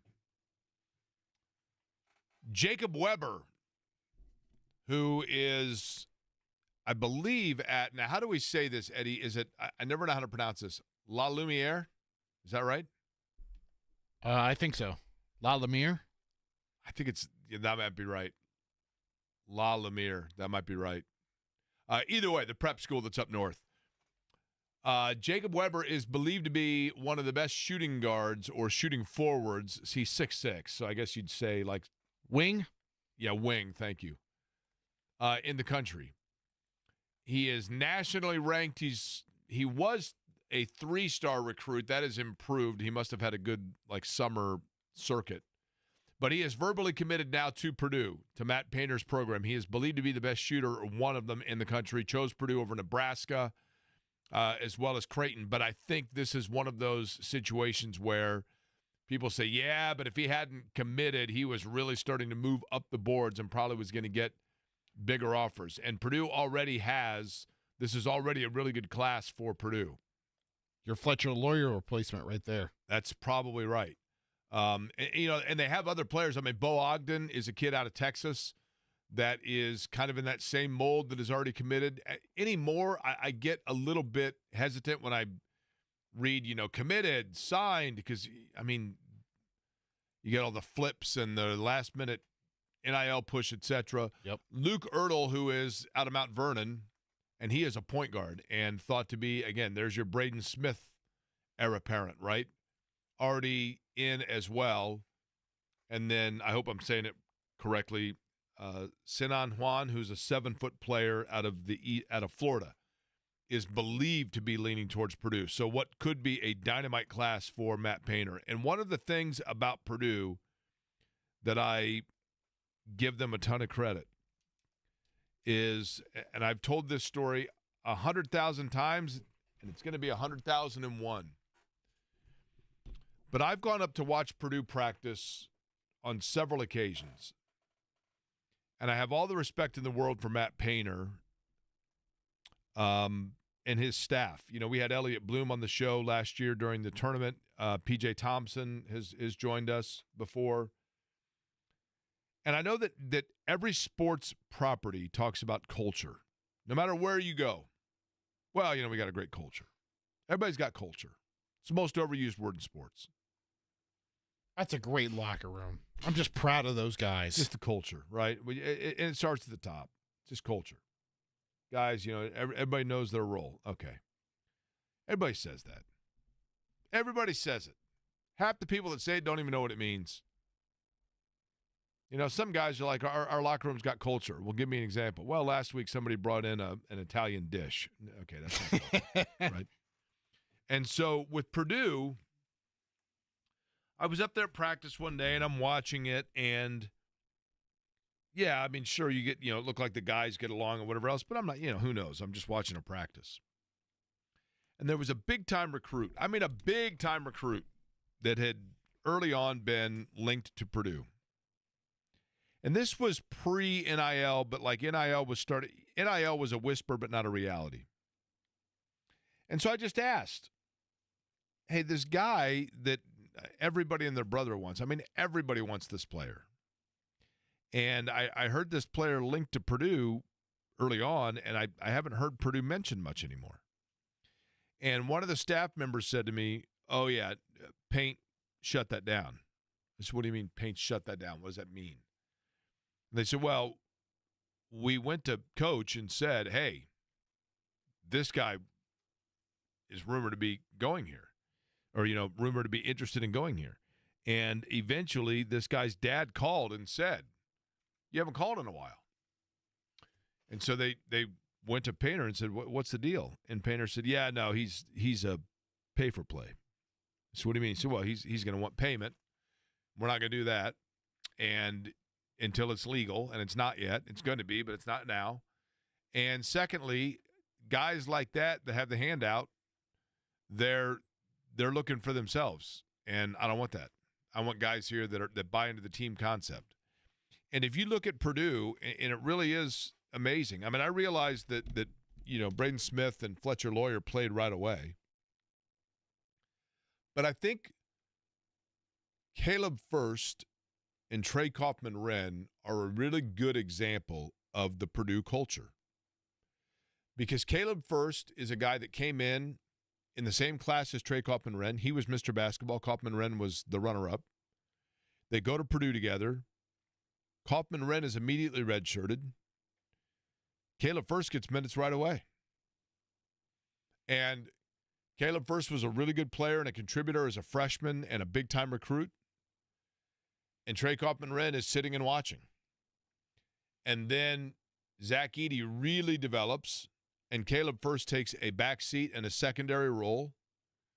And Caleb first was totally happy and content with taking almost a back seat of where it was initially in his career expected he was going to be, because, number one, he was there to put himself in position to become a doctor academically and go on above and beyond what was happening for him on the basketball court. But number two, they were winning games and winning lots of them and winning tournament games and getting deep in the tournament and going to a Final Four and all of those things. And so Caleb first knew that the trajectory of Caleb first was not as important as the trajectory of the program itself. And Trey Kaufman-Wren, as a freshman, redshirted, a guy that could have gone probably anywhere and gotten significant minutes as a freshman, and sat and watched Caleb first play in front of him, and then came in and basically kind of overtook a lot of those minutes because Caleb first was aware, or excuse me, Trey Kaufman-Wren was aware that the trajectory of Trey Kaufman-Wren was not as important as the trajectory of the program. And it's one thing to have, and it's difficult. In today's college athletic landscape, it is really difficult to maintain that level of integrity, because it would have been easier to just say, we're just going to be like everybody else now. You get a car, and you get a car, and you get a car, and if you don't play after 6 months, you can transfer out, and we're going to get this transfer kid in, and this kid didn't develop, so let's spit him out, and we'll go out and just sign a guard from Alabama and put him here. It's very easy to do that and fall victim to it.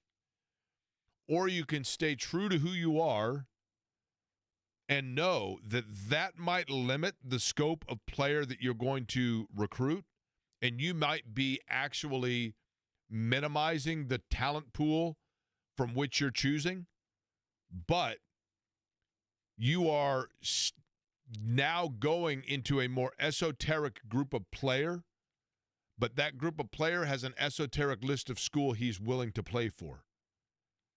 And so you might be saying to yourself, we're not swimming in the same recruiting shark pool as Auburn and Kansas and, Michigan State. I'm just throwing programs out there. I'm not trying to indict anybody.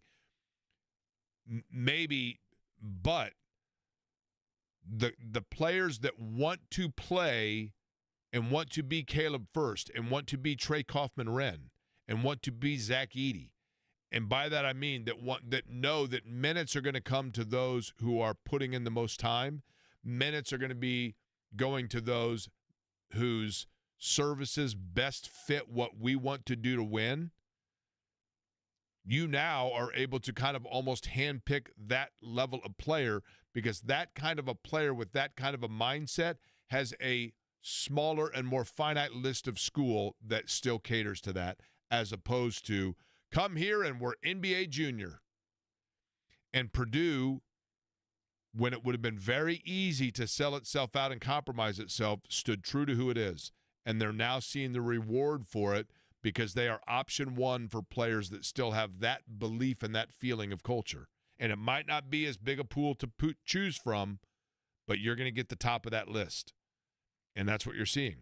And I hope, and I really am optimistic and impressed by what I've seen out of Indiana and what DeVries has been able to do with that group of players that have come in. And yes, he had to put together a roster late, and so he did have to take transfers.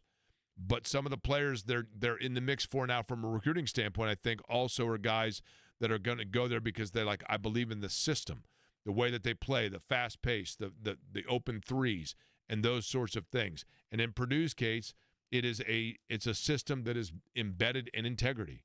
And I think it's cool. And I think it's awesome that they got another player, and I hope all these guys stick true to the commitment. Zach Kiefer going to join us, and he's going to do it next.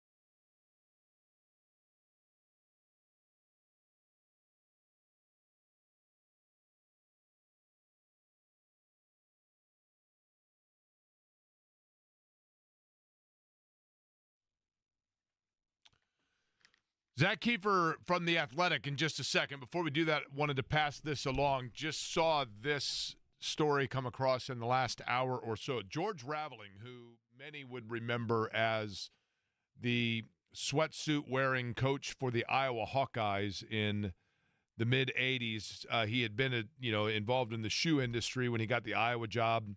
Also was an assistant for Bob Knight on the 1984 Olympic team, arguably the greatest amateur team ever assembled. And George Raveling, who as well worked security during Martin Luther King's I Have a Dream speech, and as a result asked Dr. King for the original copy of the speech itself as King was leaving the podium that day, and held on to it until he donated it to Villanova University. But George Raveling, one of the great personalities in college basketball of the 80s and 90s, certainly passing away today at the age of 88. Zach Kiefer joining us on the program from The Athletic and of course, Zach, as we know, for many years covering of the coverage of the Indianapolis Colts, now covering the NFL on a wider scope, league-wide, has a very interesting article about quarterbacks in the NFL. And, Zach, I'm going to begin with one of my really bad analogies. Are you ready? I'm ready. Let's do it. When I was – thank you, Eddie. That's the bad analogy sounder on the program here. That is the worst. That was Fish, right? Isn't that the guy from Fish playing a vacuum cleaner? Zach, when I was in high school, my dad one day said to me, he said, Jake, if you're going to want to go to college, you're going to have to kind of – what's going on with you academically? And I said, Dad, don't worry. Like, as soon as I get to my junior year, I'm really going to buckle down, and I'm going to be a really good student. And my dad said, but Jake, it doesn't work that easily. You don't just flip a switch. And I later had to learn that is true. What you do as a freshman and sophomore kind of sets the tone for you academically over the course of your career. And in the NFL, it seems to me like, in fact, when you have a young quarterback, you have a brief period of time to get it right because you don't just all of a sudden flip a switch. And I don't know exactly when the time period is that you have to make that decision, or when the damage is you're too far gone. But you have a fascinating article about all of that, right? And it really is one of the biggest balancing acts in sports, is it not? Yeah, I think that's a fair analogy. The funny part, Jake, is I talked to a lot of former quarterbacks about this, and the range was wide, right? Like Hall of Famers, some of the best to ever play the position, admitted like even they didn't think it was going right at the early stages, right? Like I never heard this story before. I don't know if you did either. But Peyton Manning was 6 quarters into his NFL career. They were playing in Foxborough in week 2 of his rookie season. He'd thrown 6 interceptions already, and he's looking down the sideline at Jim Mora being like, am I going to get benched? Like, am I going to sit down the rest of the day? And he admitted that part of him wanted to be benched because he didn't want to throw 5 or 6 interceptions. And then you go back even further. Troy Aikman, number 1 pick, Dallas Cowboys, he famously did not win a game as a rookie. He would walk off the field and wonder, like, what does it take to win a game in this league? And that's a guy that went on to win 3 Super Bowls, and like Peyton is a Hall of Famer. So even for the all-time greats, it feels like they're like trying to wade through this abyss in the early parts of their career. So there's no one obvious template where you just have success right away. But another telling moment was, the best rookie quarterback we've seen in this town was Andrew Luck in 2012. And I asked him about it, like, how was it dealing with not just the pressure of replacing Peyton, but also like being a rookie quarterback who starts from the minute you get there. And he was like, it was everything you think it was, and then you pour a lot of gasoline on top of it. And that was a guy who was as ready as any one of them. So if you spin that forward to the situation the Colts are in now, a lot of mistakes were made in how they brought Anthony Richardson just the first 24 months alone. Let's go back to this, Zach, because, the Colts are in a unique situation. We can get to that in the quarterbacking spot, and the fact that you have one guy that you're wondering if it's too late. You have another one that you're hoping that a second lease gives second opportunity, right? What quarterback right now, when you were doing this piece, did you kind of learn, you feel, from a league standpoint, is most right now delicately walking that tightrope of figuring out which guy he's going to be? I think he plays in Chicago. I think it's Caleb Williams. I know it's too early. He's only played 1 season, but some of the quotes from Peyton Manning were very telling. Peyton, as everybody knows that's listening to the show right now, is a fan of quarterbacks, right? He is quarterback allegiant, and he hates what's happening to young quarterbacks in the NFL. And he brought up Williams, and he brought up Bryce Young as well. But what he said was, look, everybody says they have a plan. All these GMs and these teams and these owners, they get up there and they say, we're going to be patient. We're going to play it slow with this guy. He's going to be our guy for a long time. And they don't practice it, right? They buckle under pressure. They make changes. They fire coaches. They fire coordinators. And Peyton pointed out that both of these number one picks the last 2 years are on their third head coach, including interims, and third play caller. And Caleb's in year 2.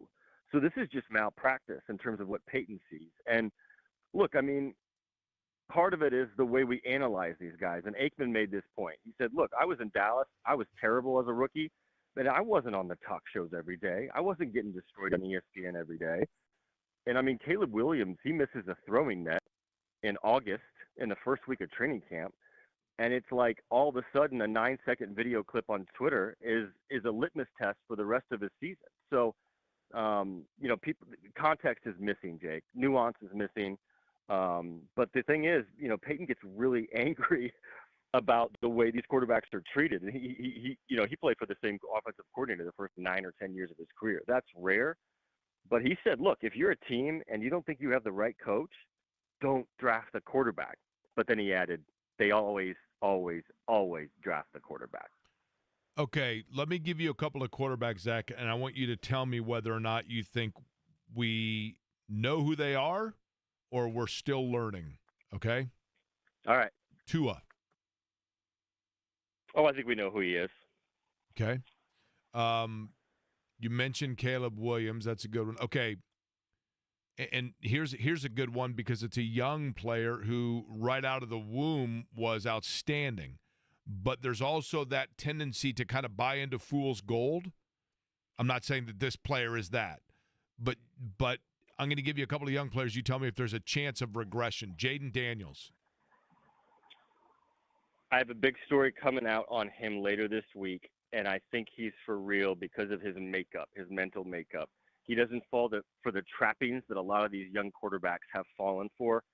And I think they're doing everything right in that organization, which is saying something because that organization did everything wrong for about 25 years before he got there. So I'm buying Jaden Daniels. Okay. Justin Fields. I don't see it. Now, again, you know, he played for the Bears. And the Bears, if they miss on Caleb Williams, that's 3 misses on first-round quarterbacks in the last decade alone. Not to mention the fact that they haven't had a real franchise quarterback since World War II. I think he'll be fine with the Jets this year, but he's never really been set up for success as well. Bo Nix. Who's his coach? I mean, what? It's like finding a lottery ticket if you're a young quarterback. If you're going to play for a Sean Payton or a Sean McVay or a Kyle Shanahan, I think Bo Nix is for real because he's in the right infrastructure in Denver to continue to grow.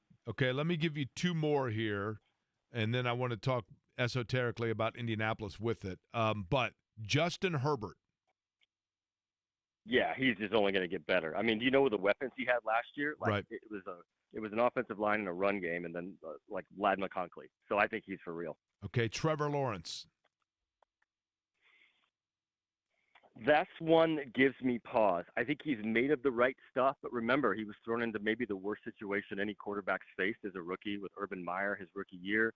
He came at it with Doug Peterson. He got hurt. He leveled off. It's going to be really fascinating because I still do not trust that organization. And this is another thing that Troy Aikman brought up.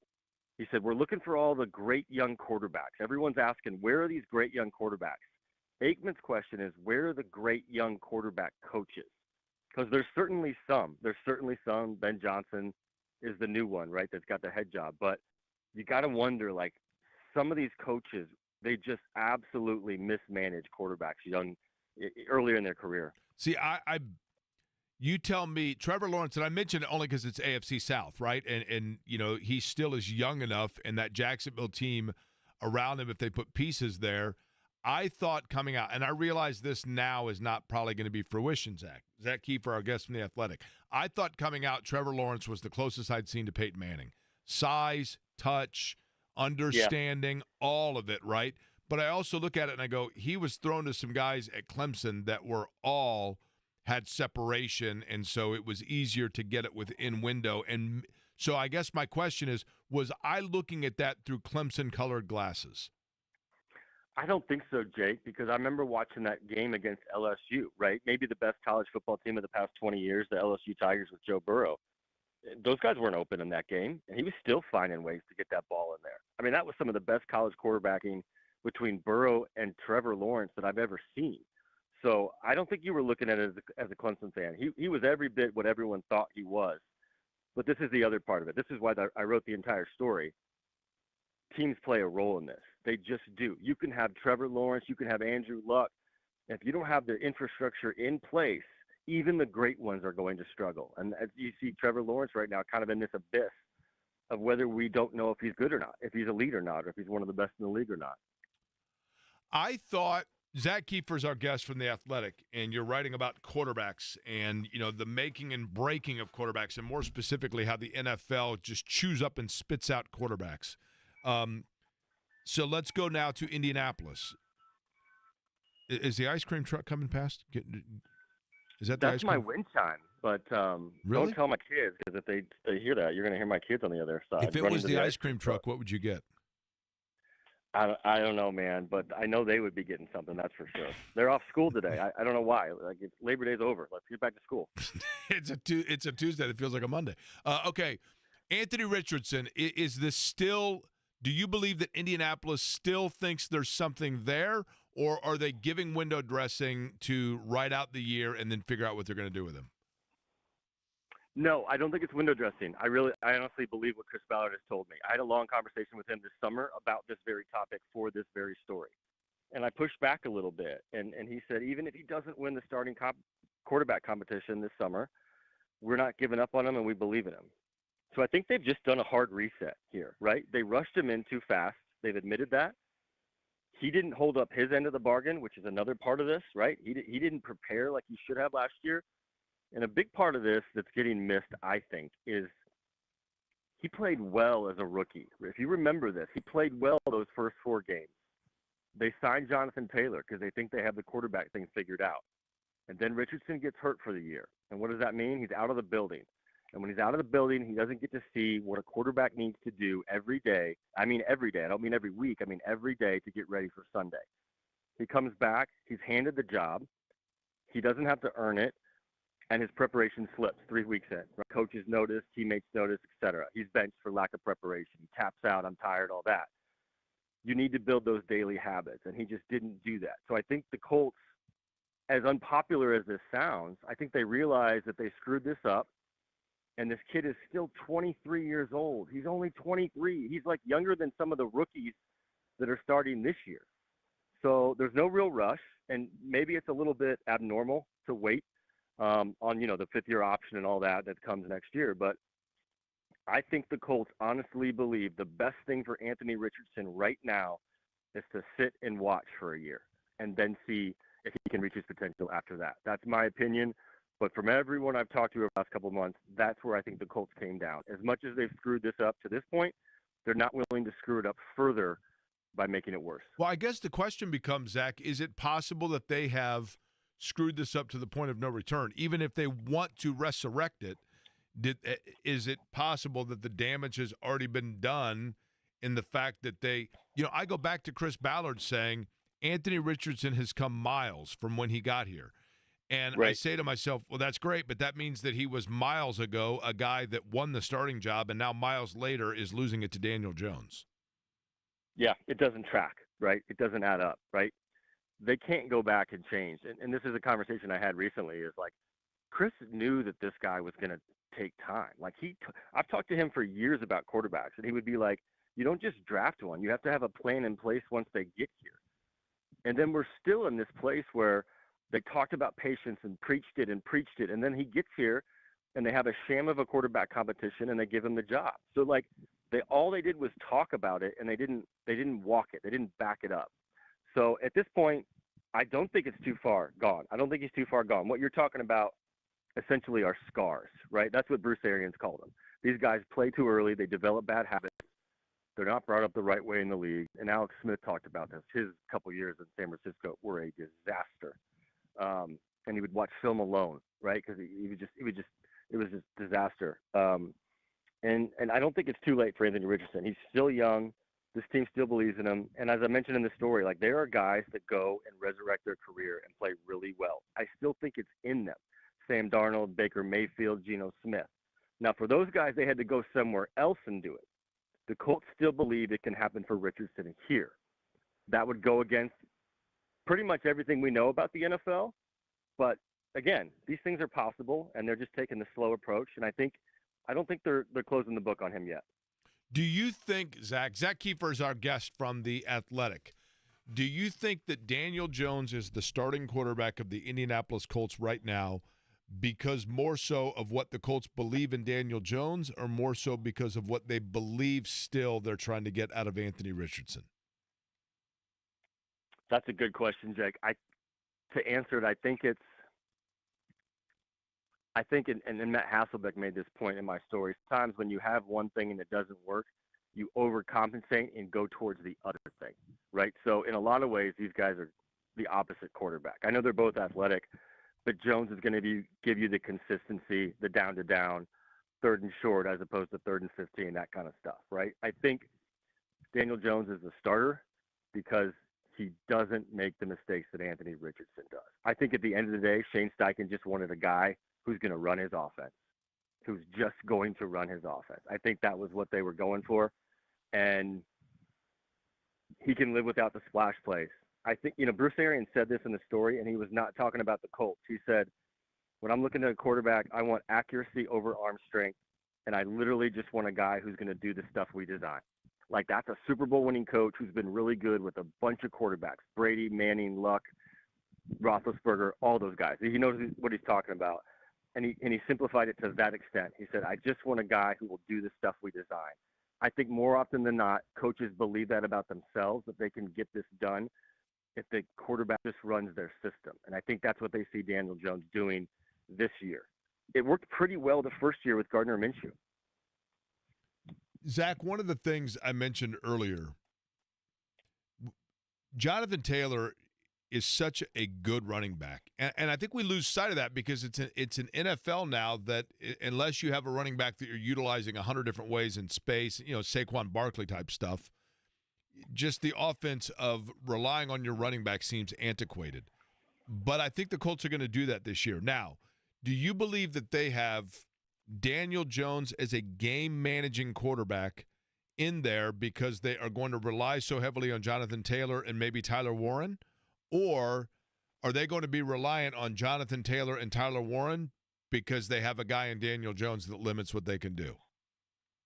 A little bit of both. Probably the first, right? Like, I think you're going to see the 2023 Colts with Gardner Minshew under center. He can make a couple of throws a game. He's going to throw it 20, 25 times a game. They're not going to take the top off of defenses. They're going to lean heavily on 28. And the thing that no one's talking about, and maybe I'm wrong here, but I think this is a pretty good offense outside of the quarterback. Really good running back. Tyler Warren's a baller. I think he's going to be an A tight end from like the very beginning. I think they have a pretty good receiving core. And that's even if A.D. Mitchell doesn't step up, and he might, because he might get some separation because he's maybe the most talented of the group. Pierce has proven it. Pittman can do it. Downs is great underneath. Like, if the line and those spots that they had to replace, if the line is solid, the running back, the tight end, the wide receiver room, I really like this offense. And I just feel like the quarterback can be a complementary piece. And I feel like with Richardson, there was more variation. And honestly, it comes down to third downs. Like, who do you trust more on a third down? I think they trust Daniel Jones more on third downs. And I feel like Steichen will never say that, but that's just kind of where I feel. And, that's kind of the way they decided how to do this. Okay, Zach, last thing here. In this piece that you wrote for The Athletic about the NFL and just how it can break quarterbacks, and, and some of those that escape the early trauma are special for sure. Throughout your research in this, in talking to quarterbacks, give me the former quarterback that you talked to that it most illuminated to you and you most had kind of an after the fact respect of like, wow, that guy really knows his stuff. and that was a great conversation. And then give me the current quarterback that it most illuminated to you. What we see out of them career-wise to this point doesn't tell the whole story, and they deserve better benefit of the doubt. That's really good. I learned a lot during the story. The one that jumped out the most was Alex Smith, right? And some people might know his story, but you probably don't know how dark it was. I mean, 7 coordinators his first 7 seasons in San Francisco. He had to yell at the sideline and ask the coaches if he could get into shotgun as a rookie. Like, think about how ridiculous that is. They wouldn't let him run the ball at all, despite the fact that he was a really good rushing quarterback at Utah. And Jim Harbaugh gets there 7 years in and says, "Why don't you run it?" And Alex Smith says, "Because I've never been allowed to." He would watch film alone. He would hate home games because he knew he was going to get booed. He was the oldest quarterback in the quarterback room his first couple of years. He didn't even know, these are his words, he didn't even know what an NFL quarterback was supposed to look like. So him explaining all that and explaining what Jim Harbaugh did and what Andy Reid did to save his career was really illuminating. It really made me think. I mean, Alex Smith was a good NFL quarterback, Pro Bowl quarterback.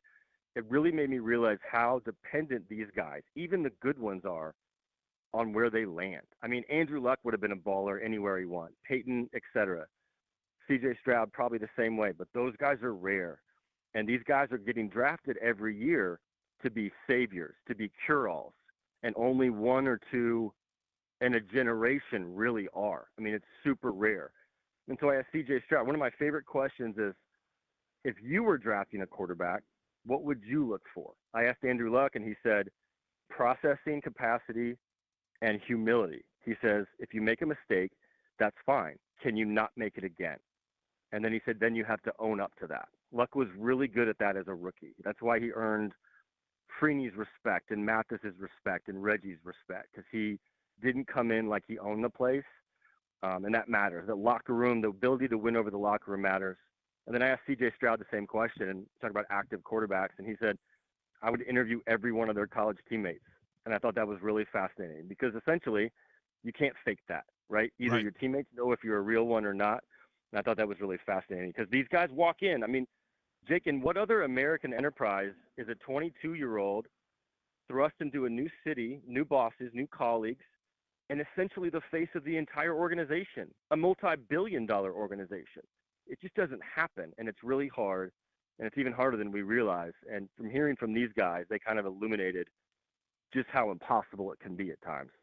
Alex Smith, by the way, my favorite anecdote that I give for 2 different things, Zach. I always say, oftentimes you are evaluated not based on what you've done, but how you were acquired. Alex Smith was, you know what I mean? Like, he was the number 1 overall pick in San Fran, so it was like, oh, he's a disaster. Then he goes to Kansas City and I think Washington, and it's like he was a really solid, good quarterback, but they didn't invest the number 1 overall pick in him, and so therefore there's less expectation, right? Also, and Zach, and I've mentioned this on the radio 1,000 times, but Alex Smith is part of my favorite trivia question of all time. Only once in this country has the number 1 overall selection in both the NFL and NBA draft come out of the same university in the same year. And it was Alex Smith and Andrew Bogut. Andrew Bogut, yeah. Andrew Bogut, according to the Boom Goes the Dynamite guy, but yes.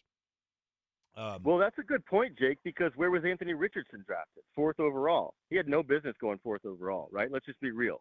Like, 50% completion percentage, was hurt in college, started 13 games. And if he was a 4th-round pick and they were still working with him, people would go, yeah, that's cool.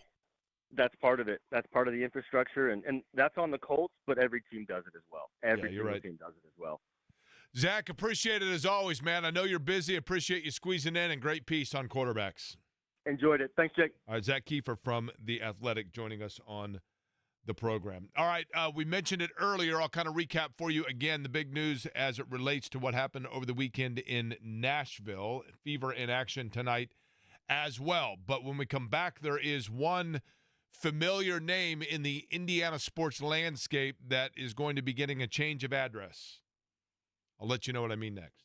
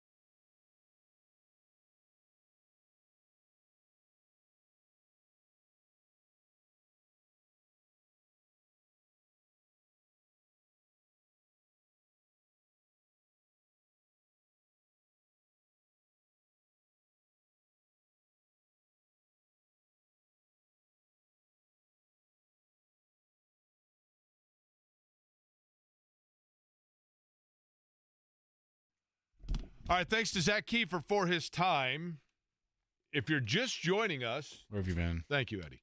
My name is Jay Query. Eddie Garrison's the other voice you hear on this program. We call it Query and Company here on The Fan. And we are most appreciative of you giving us part of your time this afternoon. JMV will be up later today. Obviously, in this week where the Colts are getting set to take on the Miami Dolphins to kick off the NFL season, that is going to be the main topic of conversation over the course of the week. There we go. Those are the Dolphins. Tailgate, by the way, Slippery Noodle before the game for the Fan. And the Noodle, Marty Bacon and the Noodle. The Noodle is the absolute best. Oldest bar in Indiana right there, the bar top. And great place to tailgate and get ready before you head over to Lucas Oil Stadium on Sunday. But New college football rankings are out, Jake. Have you seen them? oh, let me guess. No, I have not. And I was going to get to what happened in Nashville, but let's get to that real quick for the college football rankings. Eddie, you ready? Yeah, I'm ready. Thank you for the bright squirrel that just ran across the room. You're welcome. I'm going to say number one in the land is Ohio State. Okay. Number two, boy, things get dicey already because some of the teams, I'm trying to think of who all won. They wouldn't have jumped that high. What conference for number two? Oh, you're gonna know if I tell you, but Big Ten. Oregon number two? Oh, Penn State. Sorry, Penn State number two. Yeah, sorry. Okay, number three conference, please. We'll do this for the top five. Number three conference? SEC. Out of the SEC, third ranked, it would not be Alabama because they lost. It would not be Texas because they lost. I would go with LSU, number three. Okay, and number four, conference, please. Another SEC school. Oh, go with Tennessee.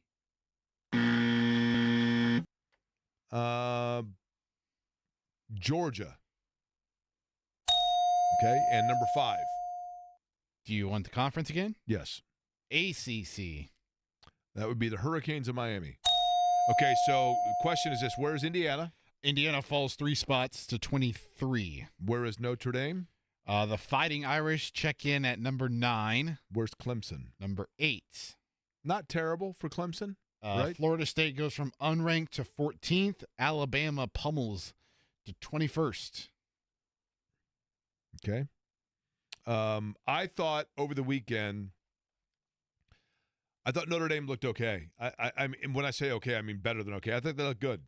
And going down there and losing that game to Miami, I don't think is terrible for them. I thought their quarterback, especially on that last drive where they scored, showed a lot of moxie. I was impressed by him. CJ Carr? Yes. I just think that, first off, Miami's got some playmakers, but and they have, veteran quarterbacking.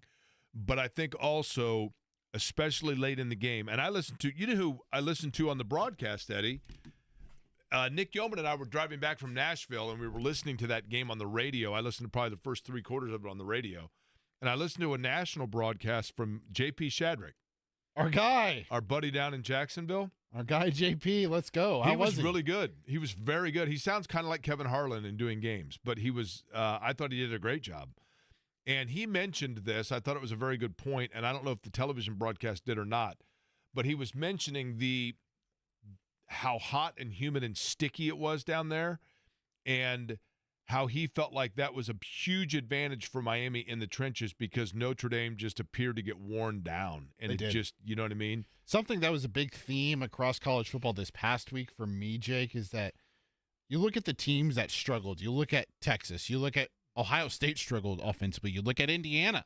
Look at Notre Dame. You look at some of these other teams. They struggled a lot because there was a lot of new faces at quarterback going up against, not in Indiana's case by any means, but tougher competition. So, you have a lot of new faces at quarterback. They're trying to get used to things, and Arch Manning's, first start as the true starter for the entire season. It's on the road against the best defense in college football. Right. I mean, that's tough. Yeah. And I thought, CJ Carr, first road game, first career start on the road in Miami. yeah, I thought Ohio State, clearly their defensive goal line stands were really impressive. I mean, Ohio State was impressive, but I don't know that anybody, even Alabama, I don't know that any of They looked lethargic. they did, but at the same time, I think Florida State, we might find out, is actually pretty good. Yeah. And so I don't know that anybody had a devastating loss. Nashville Superspeedway over the weekend, the win went to Joseph Newgarden.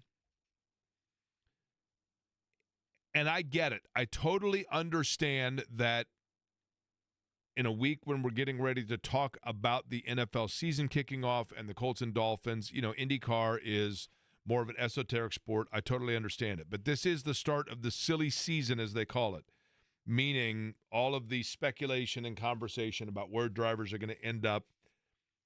And we saw the biggest domino of those fall earlier today. And without going, I don't need to rehash all of the background on Will Power and the respect that I have for him as a driver and how good he has been over the course of his career. I think most people know. And you don't have to be a race fan to appreciate that Will Power is a driver who his wife has had a lot of health challenges. He was tending to that. He was dealing with a lot when people started to wonder if his career was just hitting kind of a stagnant period. And I think we can actually look at it and say, look, he was dealing with a lot, and that's difficult to do. And he gets a lot of credit for overcoming all of that. With that said, it was announced earlier today, in fact, that Will Power, whose contract is up, will not return with Team Penske. And I know that his wife, in a documentary that was being filmed about IndyCar, the 100 Days to Indy, one of the episodes, Liz Power, Will's wife, is on camera saying, I think it's time for you to go to a new team. I think you need a change of scenery. I'm paraphrasing, but I know that Team Penske viewed the episode before it went to air to make sure they were okay with it. And they're like, yeah, we get it. So maybe it's a change of scenery that's best for everybody. I do believe that Will Power is going to stay in the series, and let me explain. Colton Herta is with Andretti Global. His father, Brian Herta, is also part of the team. Colton Herta has long had aspiration, as have a lot of drivers, to go to Formula One. And with Andretti Global being a part of the Cadillac Formula One team, there has been a lot of speculation as to what American driver they would ultimately put in that seat. Alexander Rossi's name has been mentioned before because he has history with Andretti, but Colton Herta's name has been the most consistent name. But to drive in Formula One, you need what's called a super license. It's basically a clearance license that you can race in that series. And IndyCar, by decision of Formula One, not IndyCar, IndyCar does not qualify one for a super license. It is not part of that program or points system, if you will, however you want to word it. So for Colton Herta to get a super license to run in Formula One and drive for Andretti Global, he would need to go over and race in a series that Formula One sanctions or approves of for that license. Formula 2 is essentially the AAA of Formula One in Europe, and Colton Herta, I'm here to tell you, at least, and maybe this has been announced since we've been on the air today. I don't think anything has come out. But I will tell you that two different people that would know both said to me when I asked, is Colton Herta going to F2? Both of them said to me, I can't tell you that, but I'm not going to deny that. So I believe with certainty that unless something changes in the 11th hour, that Colton Herta is going to go to F2. When that takes place, it is, I'm here to tell you, the other thing that I was told was, basically, that Will Power will take that seat. And Will Power will drive for Andretti Global in the seat that belonged to Colton Herta. Will Power's seat, the number 12 car for Team Penske, will be filled by David Malukas, who his father owns a huge trucking company in Chicago. I would imagine there is some business partnership that takes place there as well with Penske Trucking. Those things are above my pay grade. But David Malukas is not getting that opportunity because of daddy's purse strings. David Malukas is getting that opportunity because David Malukas is an incredibly highly thought of young rising star within open wheel racing, and in particular on ovals. But he is a flat-out talent, no question about it. He originally was signed by Arrow McLaren. He had a bicycling accident that cost him races. That then led to a void of contract from Arrow McLaren, and he ended up in that A.J. Foyt racing car. Then you say, okay, so if Malukas is going to fill Will Power's seat, and Will Power goes and fills Colton Herta's seat, and Colton Herta goes to F2, then that means that David Malukas' seat is now in this musical chairs, the empty one. That becomes a little trickier, but the driver that I've been told, because there is a technical alliance between A.J. Foyt Racing and Penske, and that technical alliance was originally signed because it was believed that they wanted to have a place, meaning Team Penske, to get David Malukas in the building and in kind of indirectly their umbrella. Rinus VK is a driver that I've been told that Team Penske has been monitoring and that they really like Rinus VK's talent and would like to get him within their umbrella, but they've just never been able to, from a timing standpoint, make that work. And this would be their in. VK would make sense because even though he drives for Dale Coyne and has had a really good year this year, and Dale Coyne now has a lot of new sponsorship backing with Ask ORI and Todd Alt, who is the gentleman in charge of that, Rinus VK contractually, I think, would be seeking a higher salary than Dale Coyne would be ready or willing to pay. No knock on either one of those individuals, just the reality of it. Larry Foyt, who oversees A.J. Foyt Racing Enterprises, also would be in the same situation as Dale Coyne of not being able necessarily to provide the funding that Rinus VK would like in terms of getting paid the same level as other drivers, and rightly so. But if Penske is involved, they might be able to help with that. That remains to be seen whether or not that happens. If that were to take place, though, then that Dale Coyne Racing seat becomes available. Connor Daly, I would think, would have a shot at that if he were to leave Juncos Hollinger Racing. Daly is going to be able to bring AMPM sponsorship money, it would seem, and he could either use that to stay with Juncos Hollinger Racing. He could use that to try to go to another seat, perhaps even David Malukas' seat, the number 4 car, and a team that he once drove for with A.J. Foyt. And Juncos Hollinger may well be merging with Prema Racing, that spent a lot of money to get their program off the ground this year, but might be looking to condense that a little bit and go with one car, which would be Robert Schwartzman, and combine that with Stingray Robb with Juncos Hollinger, and then perhaps Connor Daly or somebody else where Connor Daly could go, and then maybe it's just the 2-car of Schwartzman and and Stingray Robb. Callum Ilott would be out for Prema. I think he's probably going to go back to Europe. Really talented driver, likable guy. But that just depends on whether or not Prema wants to stay with 2 cars or go with one and condense down with Juncos Hollinger. Miles Rowe is another name, by the way, who won in the in the Indy Next Series in Nashville. And Roger Penske and that team, I think, really like Miles Rowe, but he is going to be one more year with Rod Reed and Force Racing and HMD Motorsports, Force Indy Racing in Indy next year.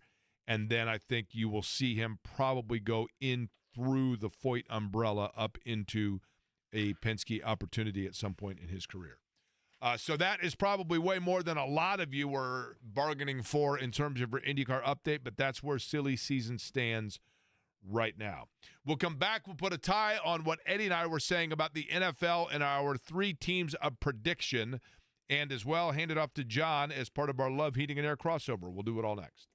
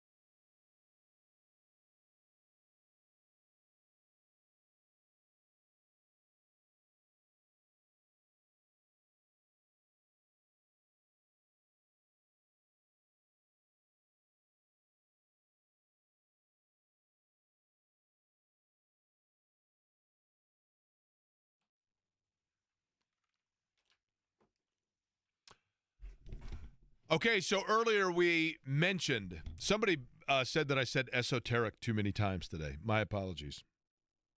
I probably did, though. It's funny. You do 3 hours of talking. Sometimes you do get words you get hung up on, and that probably is one. So if you heard it repeatedly, that means esoterically you are one of those that listens for a long time, which is very much appreciated, believe me. We thank you. We do. We were talking about the NFL season upcoming and the three teams, and several people chimed in, which I appreciate, on the text line at 239-1070. You can also do so to my personal phone.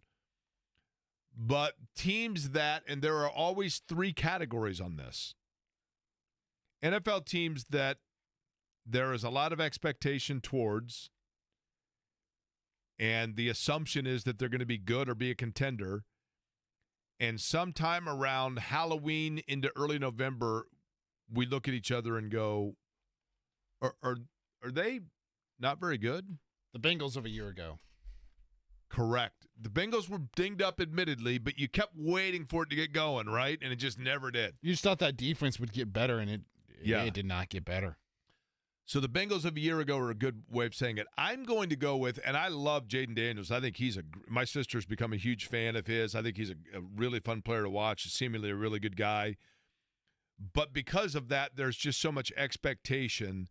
I'm going to say that Washington takes kind of a step back from a year ago.